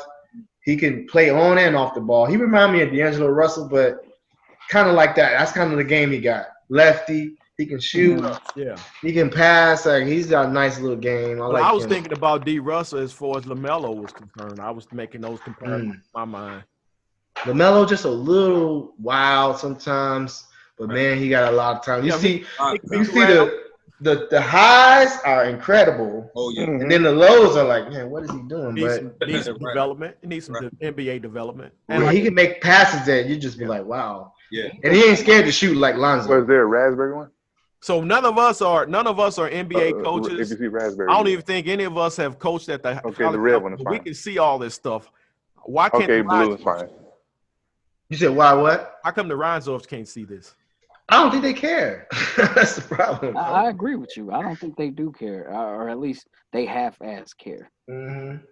Listen, this goes back to what I was saying earlier, man. Jerry has never been a hands-on, rah-rah guy with his basketball squads. He said a number of times he would have given all 6 championships with the Bulls away for one title for the White Sox. Mm-hmm. Here's some proof Baseball is Jerry's thing. I mean, I'm sure he didn't mind what Mike did for his freaking franchise. Listen, the Bulls was worth lot of money. $12 million. Was worth $12 million before Mike got there, and now it's $1 billion franchise. More than one. So he's good with the financial things of it, but in terms of what happens on the court, no, I don't. I think he's very detached from it. I think Michael Reinsdorf is trying to be more involved. I just don't think he understands what the hell he's doing. Yeah, I don't If it's coming from him, give Boylan a chance. That's not the kind of ownership that I want. If And Mike- I would rather they go back to the way his dad did it, when his dad just let Jerry Krause run his thing. He didn't get Jerry Krause's way, and Jerry did his thing for those years. Yeah, And if Michael is going to listen to John Paxson that he just moved out of the way, then what's the point of doing all this? You did nothing. You changed the faces, but you didn't change the culture. Yeah. And that's the problem. That's a problem, man. Hey, you guys mentioned Otto Porter, and I want to say this because I've St. Louis. Huh? Otto's from St. Louis. I don't know where he's from. He's from St. Louis. Oh, I didn't know that. Okay, Yeah. I never looked into his background, but That's how bad it is. well, let me say this: as far as his talent and him being able to hoop, that boy can hoop. His problem, obviously, like some of the other players, is stand on the court. So that's a big thing with a lot of these guys, man, in this modern era. That's what I was about to ask. Is it him? Is it the Bulls training staff? Is it some training staffs in the league? What is this? And because we didn't just lose him, we lost Dunn, we lost some other players for extended periods of time. Right. Even Laurie. You understand what I'm saying? So imagine this team, even with our stupid coach. Imagine this team with a healthy Otto Porter out there, a healthy Laurie out there, and some other players being healthy. Chandler Hutchison being healthy. Imagine how much better they would have been just having Otto out on the floor. Well, we saw that at the beginning of the year. They were still. And Zach even touched on that. He said we had everybody, and we were still losing. We were still losing. Yeah, they were still losing with Otto. I don't think he was in shape. I don't think he came in shape. He's not Washington's Otto. I know that for sure. He didn't look like he was in shape in the beginning of the year at all. I think with these guys, Jada, to really touch on the question, I've said this in on the threads that we kind of talked about injuries too. I really think that these modern guys are playing way too much basketball. That's true. And by the time all these young guys, by the time they get to the league, they got a lot whatever of they're mileage. doing at the grade school level. You got high school ball, you got AAU, you got college, personal trainers, year-round training, off season, and they're working the same muscles, they're working the same tendons, the same joints over with the same kind of motions. And with a lot of these guys, like a Derrick Rose, for example, very violent and explosive motion. That's true. Mm-hmm. Jumping and the push-offs on the floor, the torquing of the knees and the ankles, and you're doing this shit year-round. Bro, I think by the time these guys, even at 19, 20 years old, 21, coming into the league, their joints, their bodies have so much miles, so many miles on them, man, that it's really just a matter of time. I think it was some kinesiologist, man, that posted some information. I think I posted it in the group a couple of years back about Derrick and his movements and what the people worked with him on to change. Right. In terms of how he jumps, how he lands. Was it the one versus where how he he landed on used his to? heel? Huh? Is it the one where he was landing on his heel? Right. and they were saying That's what he was doing at first. that's what he was doing at first. Oh. And they worked with him on how to land in a more balanced way where, like, a lot of times D-Rose would come down on one leg. Yeah. Right. And it was all that body weight coming down on that one leg, that one knee, that one ankle. It's just a matter of time. Before it gives Those tendons, those joints, those bones, whatever it is, just give way, bro. So that's just me, man. I ain't no kinesiologist. I'm not a doctor. I'm not none of that. But man, bro, I think you guys. No, you hit it right on the head, John. Because like, here's this from a baseball standpoint. Because young baseball players go through the same thing. Right. Dig this. There are guys who are coming out of high school. I've seen like 20, 21-year-old kids that are having Tommy John surgery. Then even more so, I see like 20, 21-year-old kids who are position players that are having Tommy John surgery. That's crazy. It used to be once upon a time Tommy John surgeries were for pitchers. Now you're seeing position players have it. And they were veteran pitchers at that. Yeah, and the killer part about it is Tommy John, when he had the surgery himself, he was 32 years old. Right. They played at least a decade back then. So that means these kids are playing. These kids are pitching too much. Overuse. Yeah. Overuse, man. But that goes, John. That goes along with, remember the old heads, Jordan and all them with even Ice. Magic. All them said, hey, when the season was over, they took at least a month. They took it off. A month away they from took everything. It off, man. Rest their bodies. Your 70s and 80s, these guys did other things too. In high school and college, they ran track, they played baseball, volleyball. They played other sports that required different kinds of motions. Yeah, and the different use of different kind of body parts, different muscle groups. So you gave those other muscle groups and tendons and joints a rest because you was using a whole other set playing that other sport. Yeah, that's why I think we made it. Tim Duncan swam low impact. Yes. Remember last time, guys, we made the argument that Mike taking that time off to play baseball did his body good. Yeah. Oh, yeah. Yeah. It did. Oh, yeah. And listen to another thing about it, Mike's game completely changed when he came back, too. It was more post-oriented. Yeah. He became the fadeaway. He was killing them with that fadeaway. That fade is legiondary, man. I used to go out there and try to. I never could get that, man. Man, do this. Mike picked his spots. Mike picked his spots on when he would drive the hole. He would pick. He wasn't doing all that. If he don't care if it's 5 people in the hole, I'm just coming like this. He didn't do that. He picked the spots. Yeah, Mike was very cerebral on the floor. People.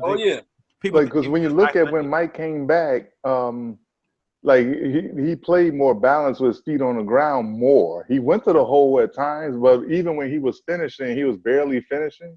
But if I had to look at the span of his career between 84 to let's say 98, of course he was still something else in 2002, 2003, when he was 40 years old, averaging 20. But let's say between 84 and 98, to me, Mike, when everything came together physically, mentally, and cerebrally, I say that his peak year was 93. And if you look at the way he was moving, go pull up any of the playoff games. Like in '91, he was young, whatnot. But I mean, like even he got up so high, like in the Detroit series, he was shooting fadeaways that were line drives. Right. But in '93, I just saw something different where like it all like it was together, and then you see the difference. Like when he came in '95, you could tell that one. Like when Nick Anderson said Mike lost the step. Right. I think that's what he was referring to because that last year when he was in the league in '93, he was at his. He was here. But he was and then when he saw him in '95, Mike lost his up. He truly did, but Mike used it as a challenge. Yeah, he wasn't. And that's all that was. There's a big difference being in basketball shape and playing other sports. It makes a big difference. But he said it himself. Like he said that I had to look at the language that he used according to what Tim Grover's philosophy was built into Mike's head. He said, look, I had to deconstruct my body from a baseball body. Right. Where he was lean and he had to add more shoulders, more traps and all that, and to reconstruct a basketball body. So that summer of '95 going into '96, he coming in, he had a basketball body, Right. and he couldn't be stopped at that point. And the rest was three more championships. Yep. Hey, Right. hey, John. So you mentioned a debate that we've had for years, and I want to clear up something. Mm. I think you think that I'm like saying, oh, it's Tibbs' fault that Rose got hurt because he per se rolled Rose into the ground, and that was never really my argument. My argument was, like you were just mentioning, how these guys have been playing ball since they were little kids. Right. So they got all this mileage, and we know how hard Rose went. My problem with Tibbs was you had the game in the bag. You were up 16 with a minute and a half left. That was my problem with Tibbs. It wasn't so much that he's playing. Yeah, I had an issue with how many minutes some of the guys played, but it wasn't that Rose played a whole lot of minutes. It was that this game was in the bag. Let's look for game 2. Let's get our star, our only star off the floor, man. He was our only star. See, and here's the thing. I was clear on you in particular. It was other guys making that other argument that you was bringing up. Yeah. But the argument you was making, I was clear. I just disagreed. Okay. Dude, listen. You as old as me. You saw what Reggie Miller did to the Knicks in how many seconds was it? 10 seconds. Dropped 8 points on their ass 8.9 seconds. in 0.9 seconds. Yeah, Dude, no. Pacers ain't had no Reggie Miller. All I'm saying is it's the playoffs. It's the playoffs. Any and everything can happen. It usually does. The game ain't in the bag till it's a 12-point lead can be cut to 6 in 2 shots. Yeah, but when they up by like almost 20. They was up by 12. Oh, they was up. I mean, they was up by 12. Okay. And I'm like, nope. Now, if you talking 22 points with that much time, don't sit them down. Because they got to play their ass off to come back from a 22-point lead. Right. A 12-point lead, Okay. you got 2 motherfucking times down the floor, 2 3-pointers, and baby, you got a game. That's in half. So I tell you what, in light of Possession game. in light of that, because I forgot about the score. So in Yeah, light of it that, was 12 points. in light of that, I'll say. Here's the thing, Jay. It was a lot of people who knew what the score was, and they still thought that way. I'm like, bro, I done seen it. I done seen it. And not just with Reggie Miller. You can talk about a John Starks. You can talk about Mark Price. You know, a Mahmoud. Yep. You know what I mean? There's shooters that have been come through. Allen Houston. There's shooters that have been in this league, bro, that you get them the possessions, baby. They're going to give you the shots. Well, let me say this. In a matter of seconds. In light of that, in light of the score, then I had to concede to you on that one. I had to say. Listen, dude, I get it, man. And that was the year where we probably had the best Tibbs team that we had. Right, exactly. In terms of the run that they could have made. And that's the one I got the frustration. Yeah, and everybody to a man probably thought that was the team that could really give Miami the business. Because the Bulls, if I'm not mistaken, the Bulls went out and got somebody to play. Yeah, Rip. Rip Hamilton. Yeah. And Rip was ready too. He was. Well, maybe for playoffs, he was horrible through the. But yeah, he was ready for playoffs. But I wasn't a fan of that move, with that being said, I can see, and it's all speculation. But I don't think even if they was up by 20-something points, John, he would took Rose off the game. I mean, that's just how crazy Tibbs is, man. I'm sorry. I would like to think that that if they was, listen, man. Remember that game when they. We all know Tibbs grind the hell out of his guys, man, and he's gonna get every ounce. I was gonna say, break a record. Remember that time that they were up by so many points and Rose turned over to Tibbs and said, "Hey, man, you can get the guys out the game." Oh, he went over. He got off the bench and went over. I remember that. Rose went off the bench. He's like, "Coach, man, come on, bro. We up like 30 points. Man, what you doing?" I remember that. No, we practicing for the next game. Right. Tibbs was a grinder, man. Listen, I wasn't one of those people that just gonna blindly say, "Oh no, he wasn't wrong." Yeah, the guy did a lot of stuff that you can say, "Come on," that point right there being one of. So it's a balance. I got to come over there and say. But my thing was, you got a guy who was getting the most. I'm gonna give you a perfect example. That 47-48 win team. That team had no business being anywhere near the playoffs that year. Nah. Right. They had no business being anywhere near the playoffs with the talent that we had on that squad and the talent that we was missing. But that man coached the hell out of that team, bro. Mm-hmm. He coached the hell out of that He team. sure did. And they was what, like a 4th or 5th seed? Yep. And did they make it out of the first round that year? They beat Brooklyn, Oh, yeah, I think, in 7. That's all you talking about. You talking about when That's a different year. you talking about when Mighty Mouse went crazy? Yeah, that's a different year. I call him I think, Mighty. John, you talking about the year. year when he had DJ Augustine, ain't you? Yeah, they was a 47-48 win team. I don't think they won with DJ. They had what was No, No, they DJ, lost they to the lost. Wizards with DJ. They lost to the Wizards with DJ. Yeah. When they had Nate, though, When Nate that's beat- when they That was my favorite team. Yeah, Yeah. they Nate beat went the off Nets on in them. 7 games, I and was they not a lost fan to of Miami Nate, at man, 5. till he came to the Bulls, man. I I love love Nate. To this day, I love every time I see Nate. Look, Hey, you talking about dude. a little dude with heart and Man. don't Man, give I a love crap. man, ain't a person That on leaves this you- planet, ain't a person in the league got more heart than that dude. Nobody I else. wish I could have. I wish He we could gonna have leave it on the saw. court every time. I wish we could have saw Nate and D Rose together. Yeah, Man, I I do wish. too. Would have been tough. Would have been tough. That would have been nice. Yeah, but That you would have know, been real He hasn't nice. hit that like nobody that yet. signed him. A That couple years dude right after there, I he was had- out the league.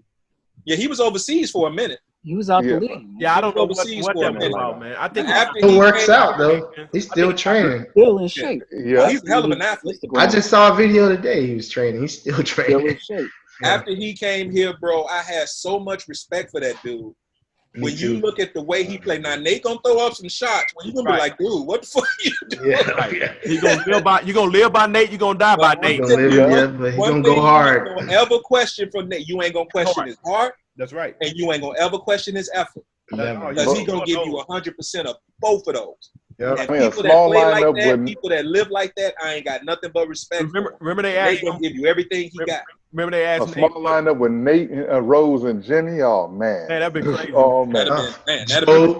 Remember they asked Nate what Tibbs thought, and he said, "Well, you know, sometimes Tibbs love me, sometimes Tibbs don't love me. It depends on what's going on." Hey, that's what you was gonna get with a Nate, brother. But you was gonna get 110% of what he had, dude. I That dude think was Nate and all Jimmy heart. would have got into it eventually. What? And Nate doesn't back down. No, you know what? Jimmy didn't get Jimmy loved Nate. Yo. Jimmy. Oh didn't- yeah. yeah, Jimmy would have loved Nate, but Jimmy didn't get like he got until after. I don't know what happened. It was something after he got that contract. But Something happened. what was his nickname? Hollywood. Oh, you talking about in terms of that attitude? Yeah, Yeah. he Yeah, wasn't yeah. like that. Money will do that to you. Because Hollywood remember when he said, "I'm gonna bet on myself," and he had the greatest season. If you ask me, he had the best season of his career that year. When he said, "I'm gonna bet on myself," and he wouldn't sign that the initial He contract. sure did. He sure did. He bet on and he ended up being right on that. Yeah, You know, but he didn't have that attitude then. he didn't. I And you know. know what? I didn't even mind. I get why it annoyed a whole lot of people. Don't get me wrong. Right. And why it rubbed folks the wrong way. But the Right. thing I loved about Jimmy, he was kind of in that same Nate mode. You're Right. going to get everything he got. Right. Good Right. question. You'll Get it get all. everything he got. And that's a dude that if you were just to rate the talent itself, you would probably put it at maybe a 6 or a 7. Right. I got But a when quick you put that question. effort and that energy Yeah. behind it, he going to push it up to an 8 or a 9. His bulldog Yeah. mentality. You know what I mean? And I admire that about Cash. Now, did he do a little bit shit talking, I'm the man type of stuff? Okay. Hey. But my thing is, if you gonna back it up, if you gonna and he out there dropping 50. I remember that game, he was unconscious. What was that? A double Yeah, he was. hot, game wasn't or he? something? He was on fire, wasn't He was on fire, bro. So I got why it annoyed people. My thing is, if you're gonna be that kind of asshole, at least back it up. he? Back. Right. I got a question though. Because you can't be an asshole and suck. But I would have If you taken be an asshole, be damn good. Hey, John, If I would you ain't take, good, I'm gonna need you to be quiet. John, I would take Jimmy back with this team right now. Yeah, he would be perfect actually. Yeah, he absolutely would. Yep. But again, under this coach, do you do? Well, him and the coach would probably bump heads, but you know what I'm saying. Yeah. He would have slapped Boylan, man. Jimmy be like, I Jimmy don't where think they would bump head. I think Jimmy wouldn't just do what he do. He wouldn't be worried about Boylan. Jimmy where he is now, Maybe. though, like before Where is this, he? I don't even know where he's at. Where's he at? Miami. Miami. Like Miami. before all this COVID shit came out, if the playoffs would happen like organically, like they were supposed to, and COVID never happened, Miami was the only team that beat Milwaukee twice, and Milwaukee should have been highly concerned if they would have saw Miami Yeah. in that second round. but Miami could have upset them. Hey, What's y'all up, see Nordy? Nordy? What's Y'all up, see Nordy? Nordy's comment? No, what he What'd he say? say? He said, Man, fuck them. Man, fuck them. Nordy, one of them, man. He couldn't stand Jimmy, bro. I know, get we it. know, we know. I get it, bro. I know. get it. But like I said, if you're gonna be an asshole, goddammit, you better But back you know up. what? You better bring it. I like Jimmy. I'm like you, John. I like Jimmy because he brought it. He brought it. B, he drove the guys. Yeah, sometimes he was like you said, a butthole, but you was gonna get everything from him. Oh yeah. And in a time where some of the guys were like they were lost because they couldn't figure out where Fred was going. Jimmy was like, oh man, let's just ball. Let's just go out here and ball. And I don't have a problem because, like you said, he gave us some great games, man. The 50-point game. And my understanding, now that you remind me he's in Miami, my understanding is that they love his ass down there. They love him. do, and he loves it down there. He loving life down there. Hey. But the thing about Jimmy also, I mean, I know I've been hard on him, but at the end of the day, like the only time I seen him get served really was the year that the Bulls got upset by Washington in the playoffs. Was Bradley Beal was cooking his ass that year. But I remember a game. But overall though, like when each time when he played against Toronto though, and Toronto was like they didn't turn the corner to be champions yet. Right. But it was when DeMar was still there. That like I think he put up 50 on DeMar and clamped him. That was something. I mean, it was a game where I remember he matched up against Kobe. God rest his soul. And he held Kobe 7 for 22 from the field. He sure did. And he used to constantly give LeBron problems. He was a tough defender. The thing about Jimmy with LeBron is you can leave Jimmy on an island and guard LeBron. One-on-one, you don't have to double. Absolutely, which was impressive as hell to me. And it's something that's missing from today's game. You don't see that. Well, y'all don't see guys on the island on-ball defense anymore like you used to, bro. Y'all know who LeBron's nemesis is, though, for real, though. Kawhi. That's his kryptonite. Kawhi. He can't stand Kawhi. Kawhi is the only one that could actually just. He hate to see him coming. Yeah, y'all seen that clip? Yeah, he's like, LeBron look back. He's coming back in the Kawhi was on his head. That's why he's like this. Kawhi was on his head. And he has big old mitt hands. That's where they messed up too. Actually, when they got rid of Joe and Derek and all that, and they should have built around Jimmy with young guys to let Jimmy be the guy and get some young athletic guys like they said they were going to do, shooters and stuff like that. And they brought in Wade and all that. That's where they really messed up. I think we could have built like y'all said. This team right now, if you drop Jimmy on it, all they had to do was get some. Hell no, Wade. And a coach. That was he had to bring that back up, didn't he? And a coach. That coach, that was an issue too. He didn't fit with that coach. It was such a pandering move.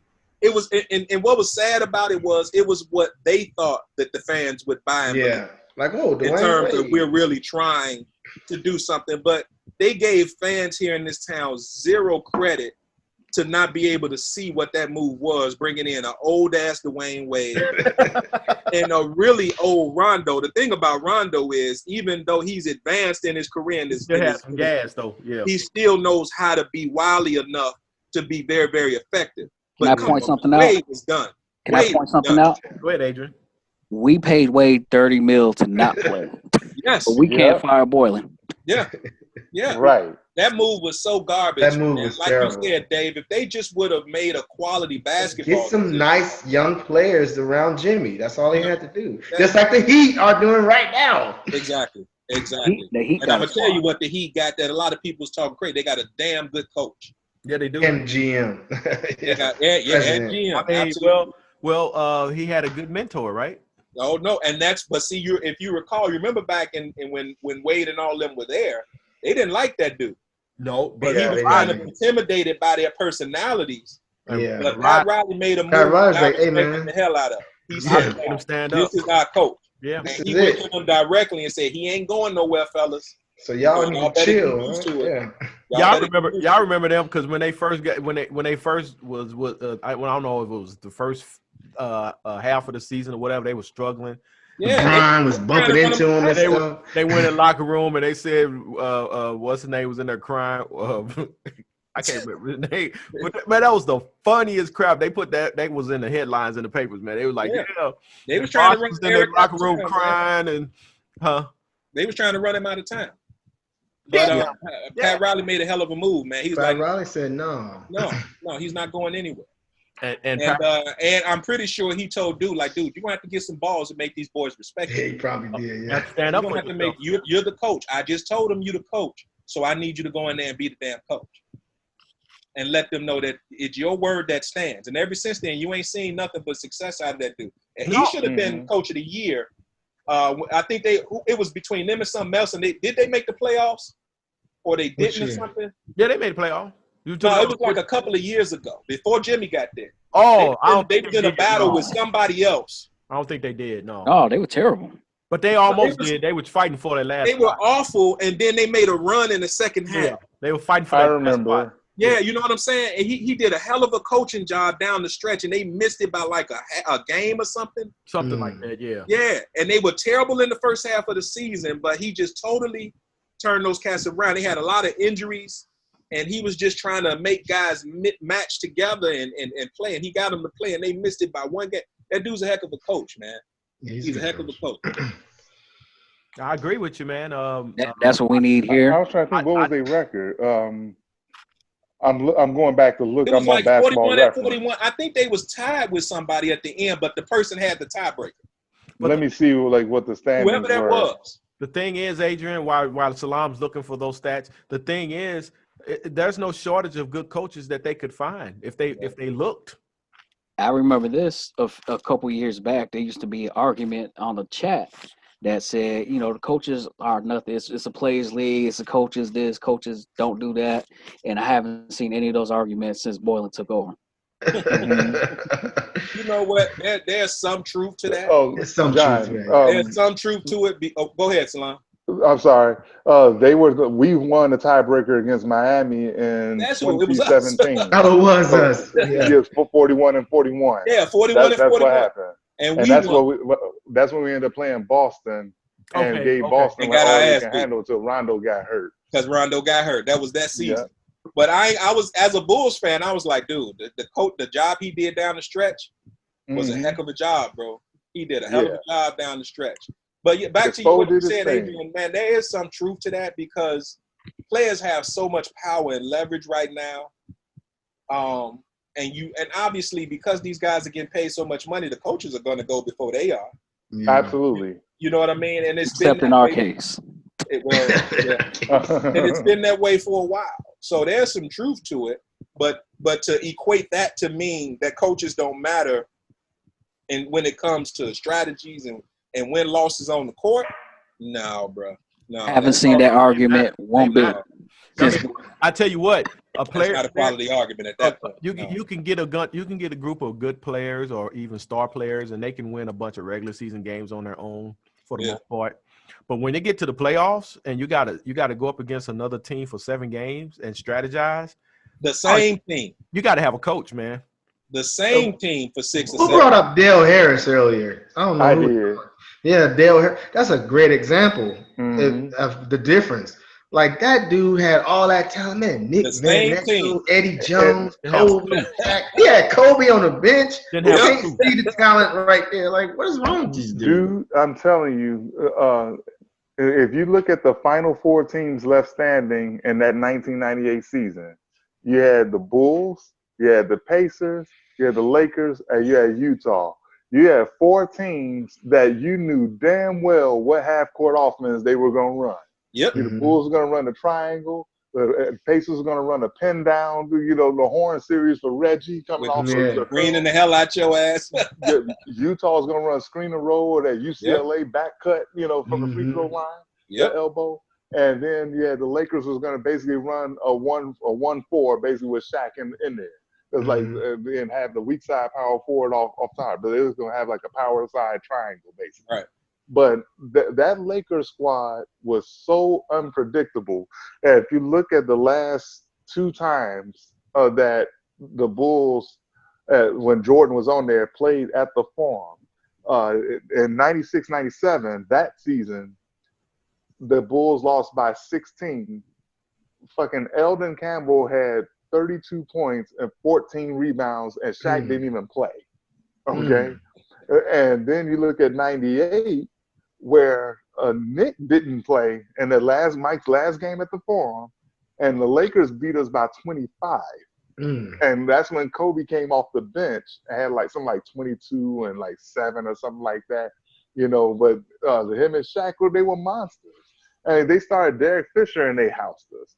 But that Laker team was so unpredictable that you didn't know which Eldon Campbell was going to show up. You didn't know which Eddie Jones was going to show up.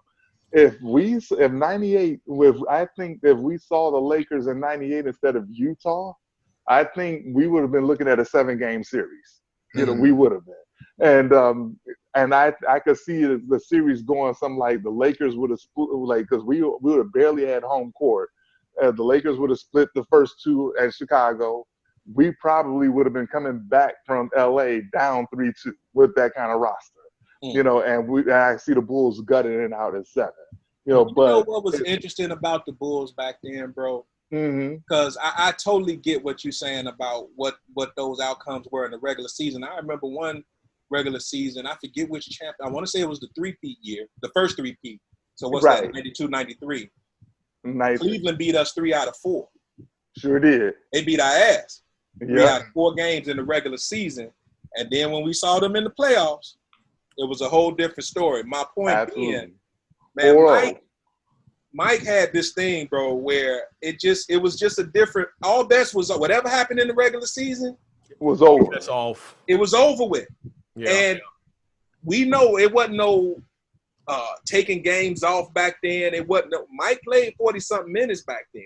He was in those regular season games when we got beat 3 out of 4 by Cleveland. But he didn't play. Yeah, it wasn't no low management. In fairness, he didn't play 40 minutes every game now. Come on. Well, but my point is he was there. He was present and accounted for. He got in some kind of way, yeah.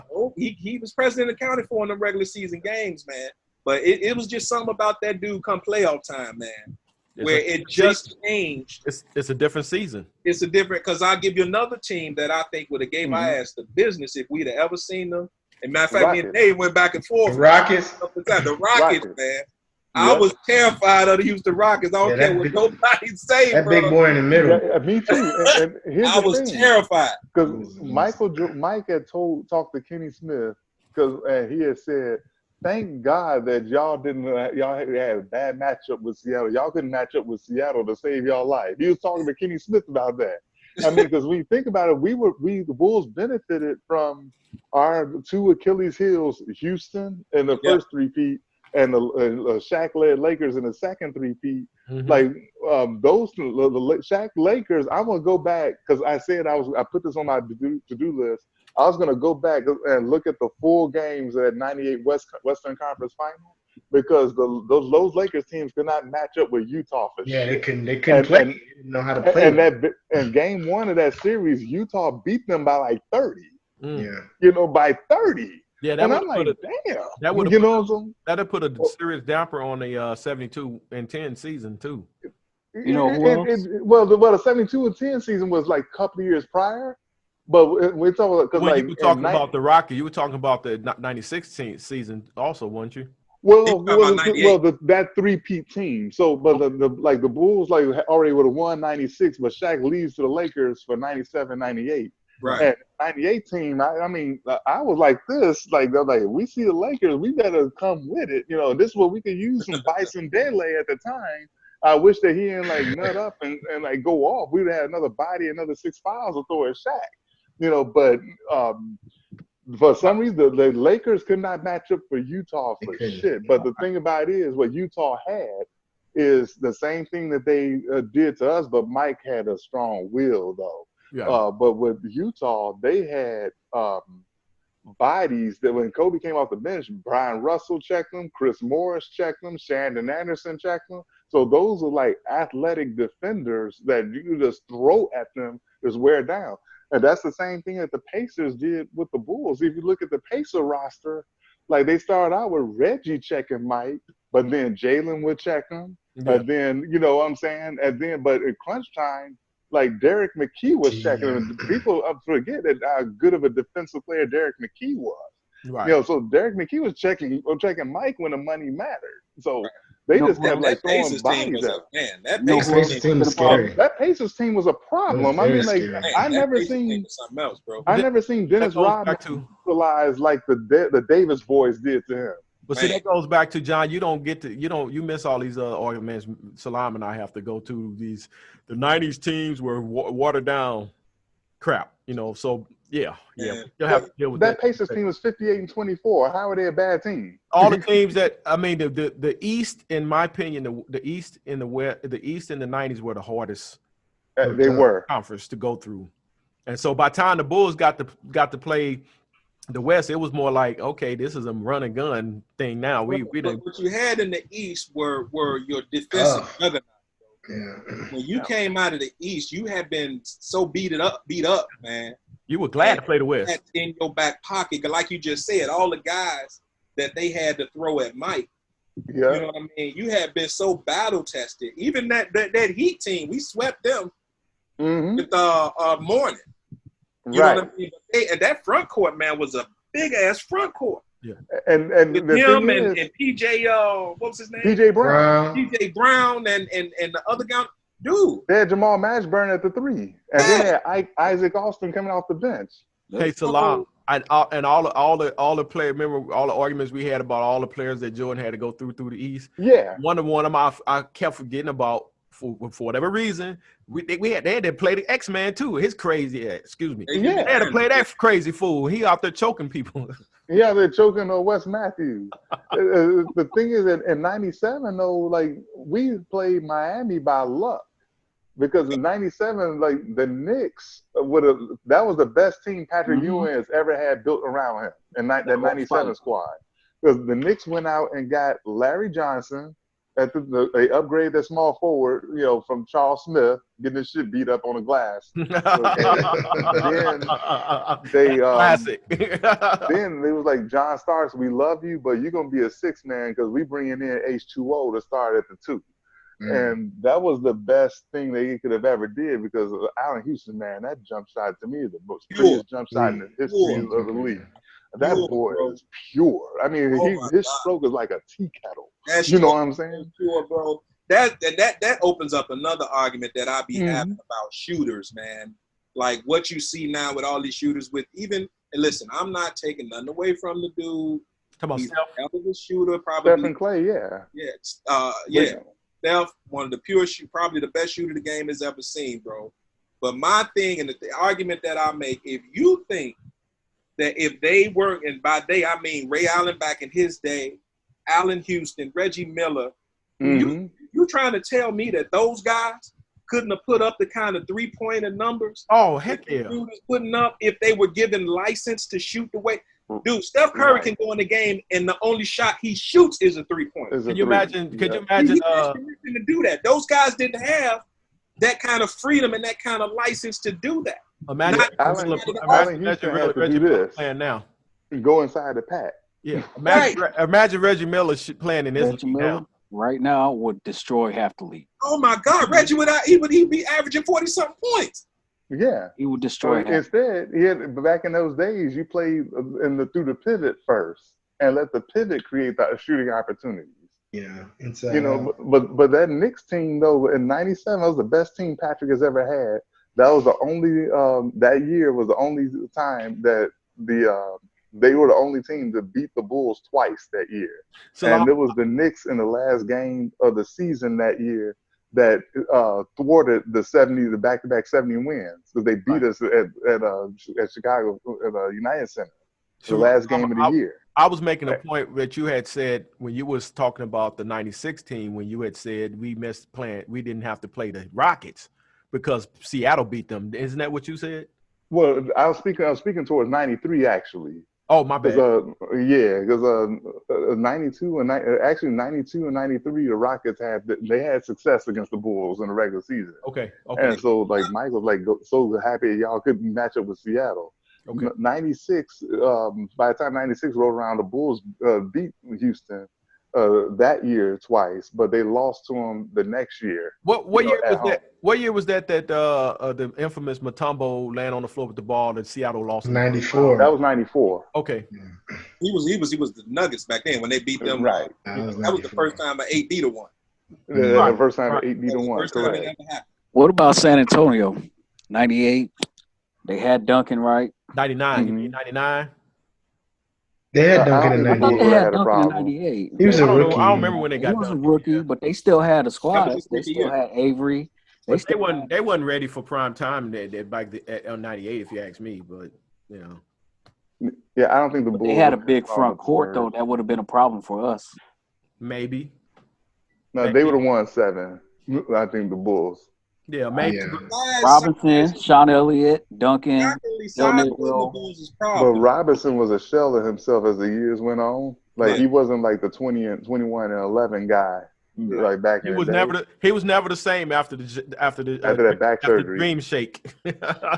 Oh Oh, man, yeah, that Dream dude. Shake, he was never the same. he ain't put him in a torture chamber, boy. That Mhm. man. Dream is the only one I really was scared of. I would have been Absolutely. Honestly. concerned about All the rest of these guys, it's something about Michael. I don't know. It's the mental thing. Yeah. The rest of these guys can't overcome Michael with that. But Dream, I don't think he's the only one who I just feel like he could have overcome that. Right. Because you I don't know about them other guys, but Dream would have been a problem, man. we had nothing to do. We had nothing to throw at him. Nothing. If you Nothing. foul Right. him, don't go to the line and make it shot. Nothing. Right. If you back up off of him, he gonna hit that 15. He gonna hit that shot. I mean, the dude was deadly, man. And if you try to play up on him, he gonna body you down and beast you. But Yeah. but That first step around you gonna. I mean, we had nothing for him. But see, this is my thing. I know you guys are gonna disagree with me, but with Laurie's skill set, if he had the right coach, he could come into that kind of arena where because he can shoot mid range, he can shoot threes, he can get inside. He's 7-footer. He's a 7-footer with that kind of skill set. I know it goes back to it again. We had a coach, a development team, somebody that is taking advantage of this guy's skill set.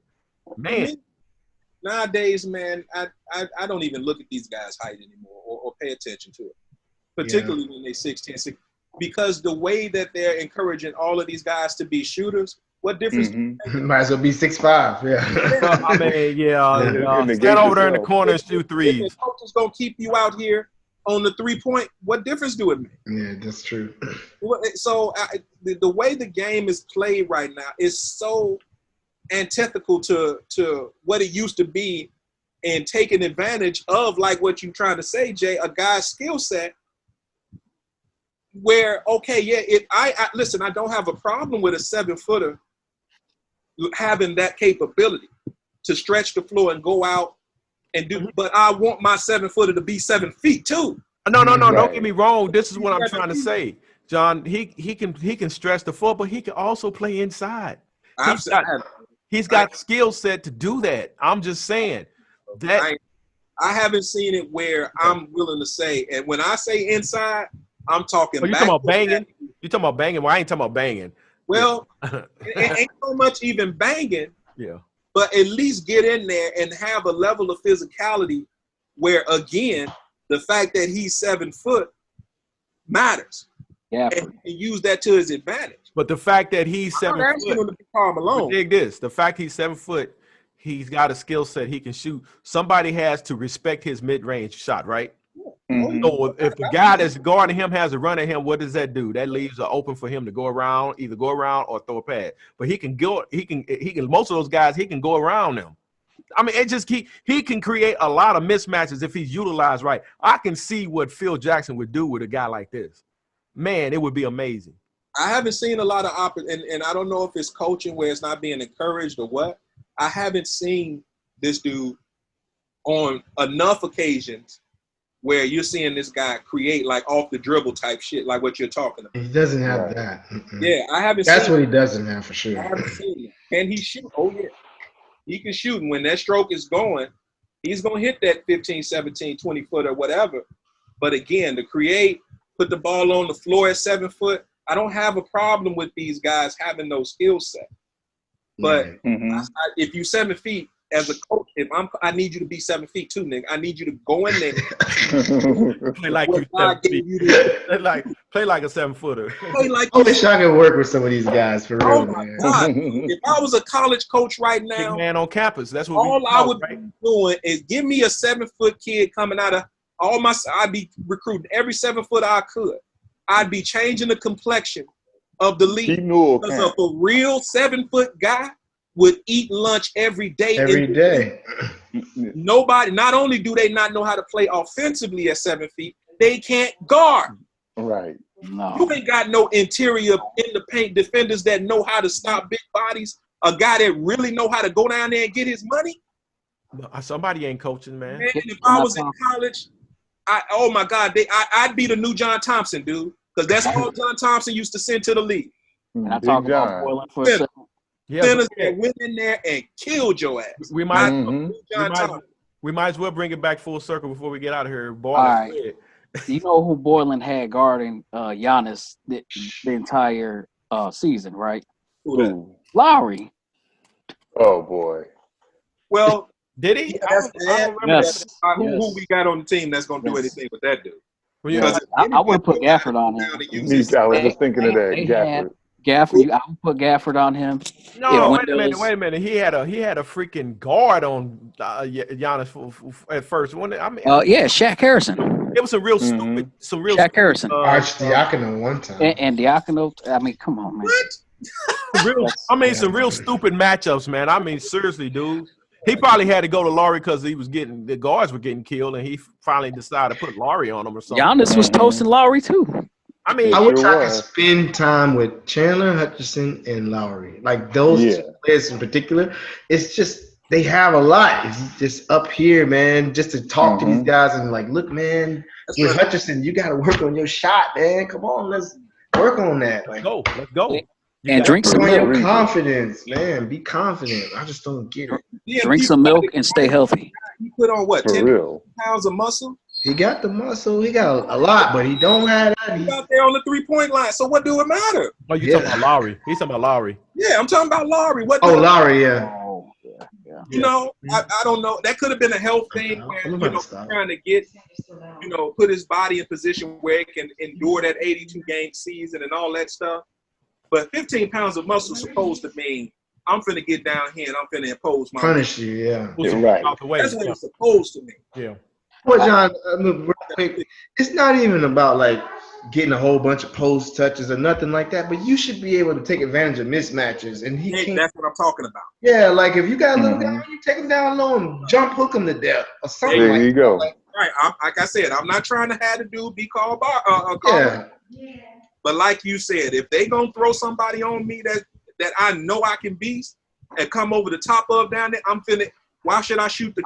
I'm a yam it every time. That's why Mhm. I wish I was 7 foot some days. I yam it every time. Dude, Last topic. real 7-footer can eat lunch every day in this league. They would. Last topic. The COVID. Reopen. Yeah, man.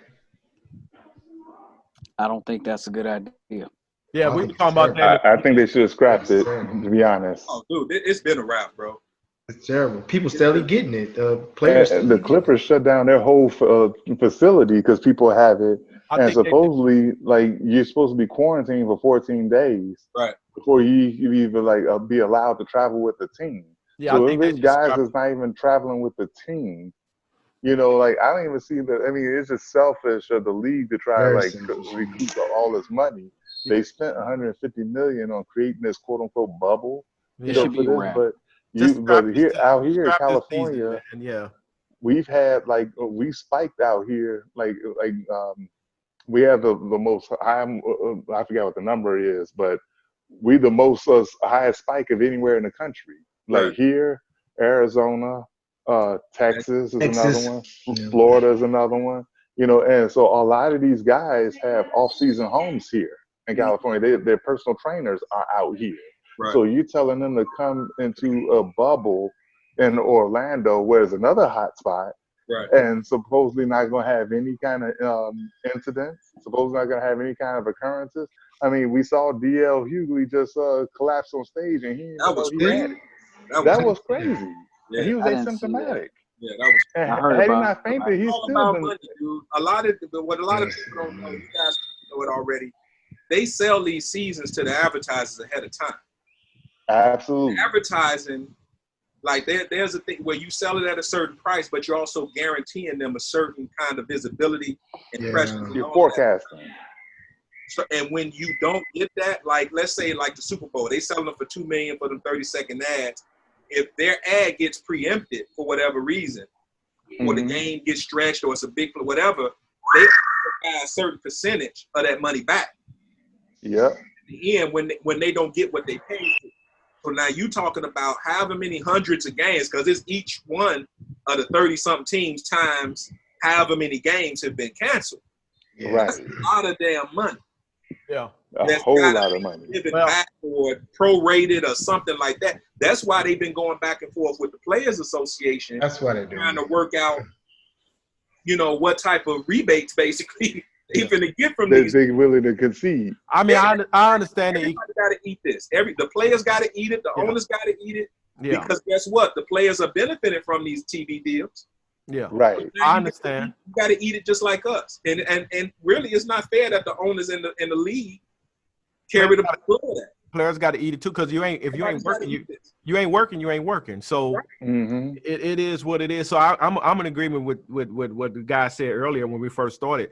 They just need to scrap the 2019, 2020 season and get ready for next season. And hopefully, if you do it right, you can play next season. So have the draft, do your free agency. Just go ahead and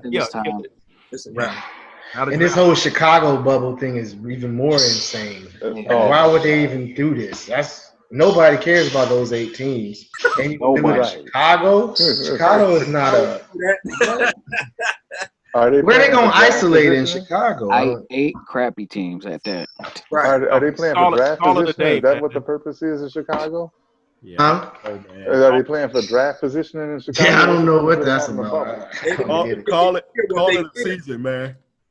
They didn't even make it clear what they would be playing for. They just want to play the 8 bottom teams. Right. Bring that crap here for what? For what? Just call it a season. It's a wrap, dude. It's been a wrap. Yeah. I agree with you guys. Well, I outside of that, man, I ain't nothing else. Except I want to say Happy Bobby Bonilla Day yesterday. Oh yeah. Somebody, John, you posted that, didn't you? Man, somebody did. He got another 15 years to go. He got more years? 15 years. Dude, it's over with in 2035. Bobby Bonilla will be 72 years old when they make the final payment to him, bro. I love it, man. I love it. And I know when they brought that contract to him, he probably said, for how long? Man, 30. Sign me up. What do I sign? Listen, he swung his last professional bat in 2001. Right. Wow. Exactly. Damn, that's crazy. Man, Bobby Bonilla's agent is the GOAT, baby. If he never works again, he know he gonna get at least $1 million a year. July 1st. All the time. And he live in Florida where ain't no state tax. No state tax, yeah. That's crazy. That's just crazy. Man, that's the GOAT of GOATs, boy. Yeah, he pulled it off. Hey, fellas, man, I had a good time, man. We definitely got to do this against my birthday. Man. I loved it. I'm glad you could jump on. Yeah, man, I loved it, bro. I definitely want to be a part of these moving forward, bro. These was real fun, man. Let's pick up some really good topics, man, so we can go at it and discuss this stuff, man. This was good shit. Yeah, absolutely. Sure. Likewise, John.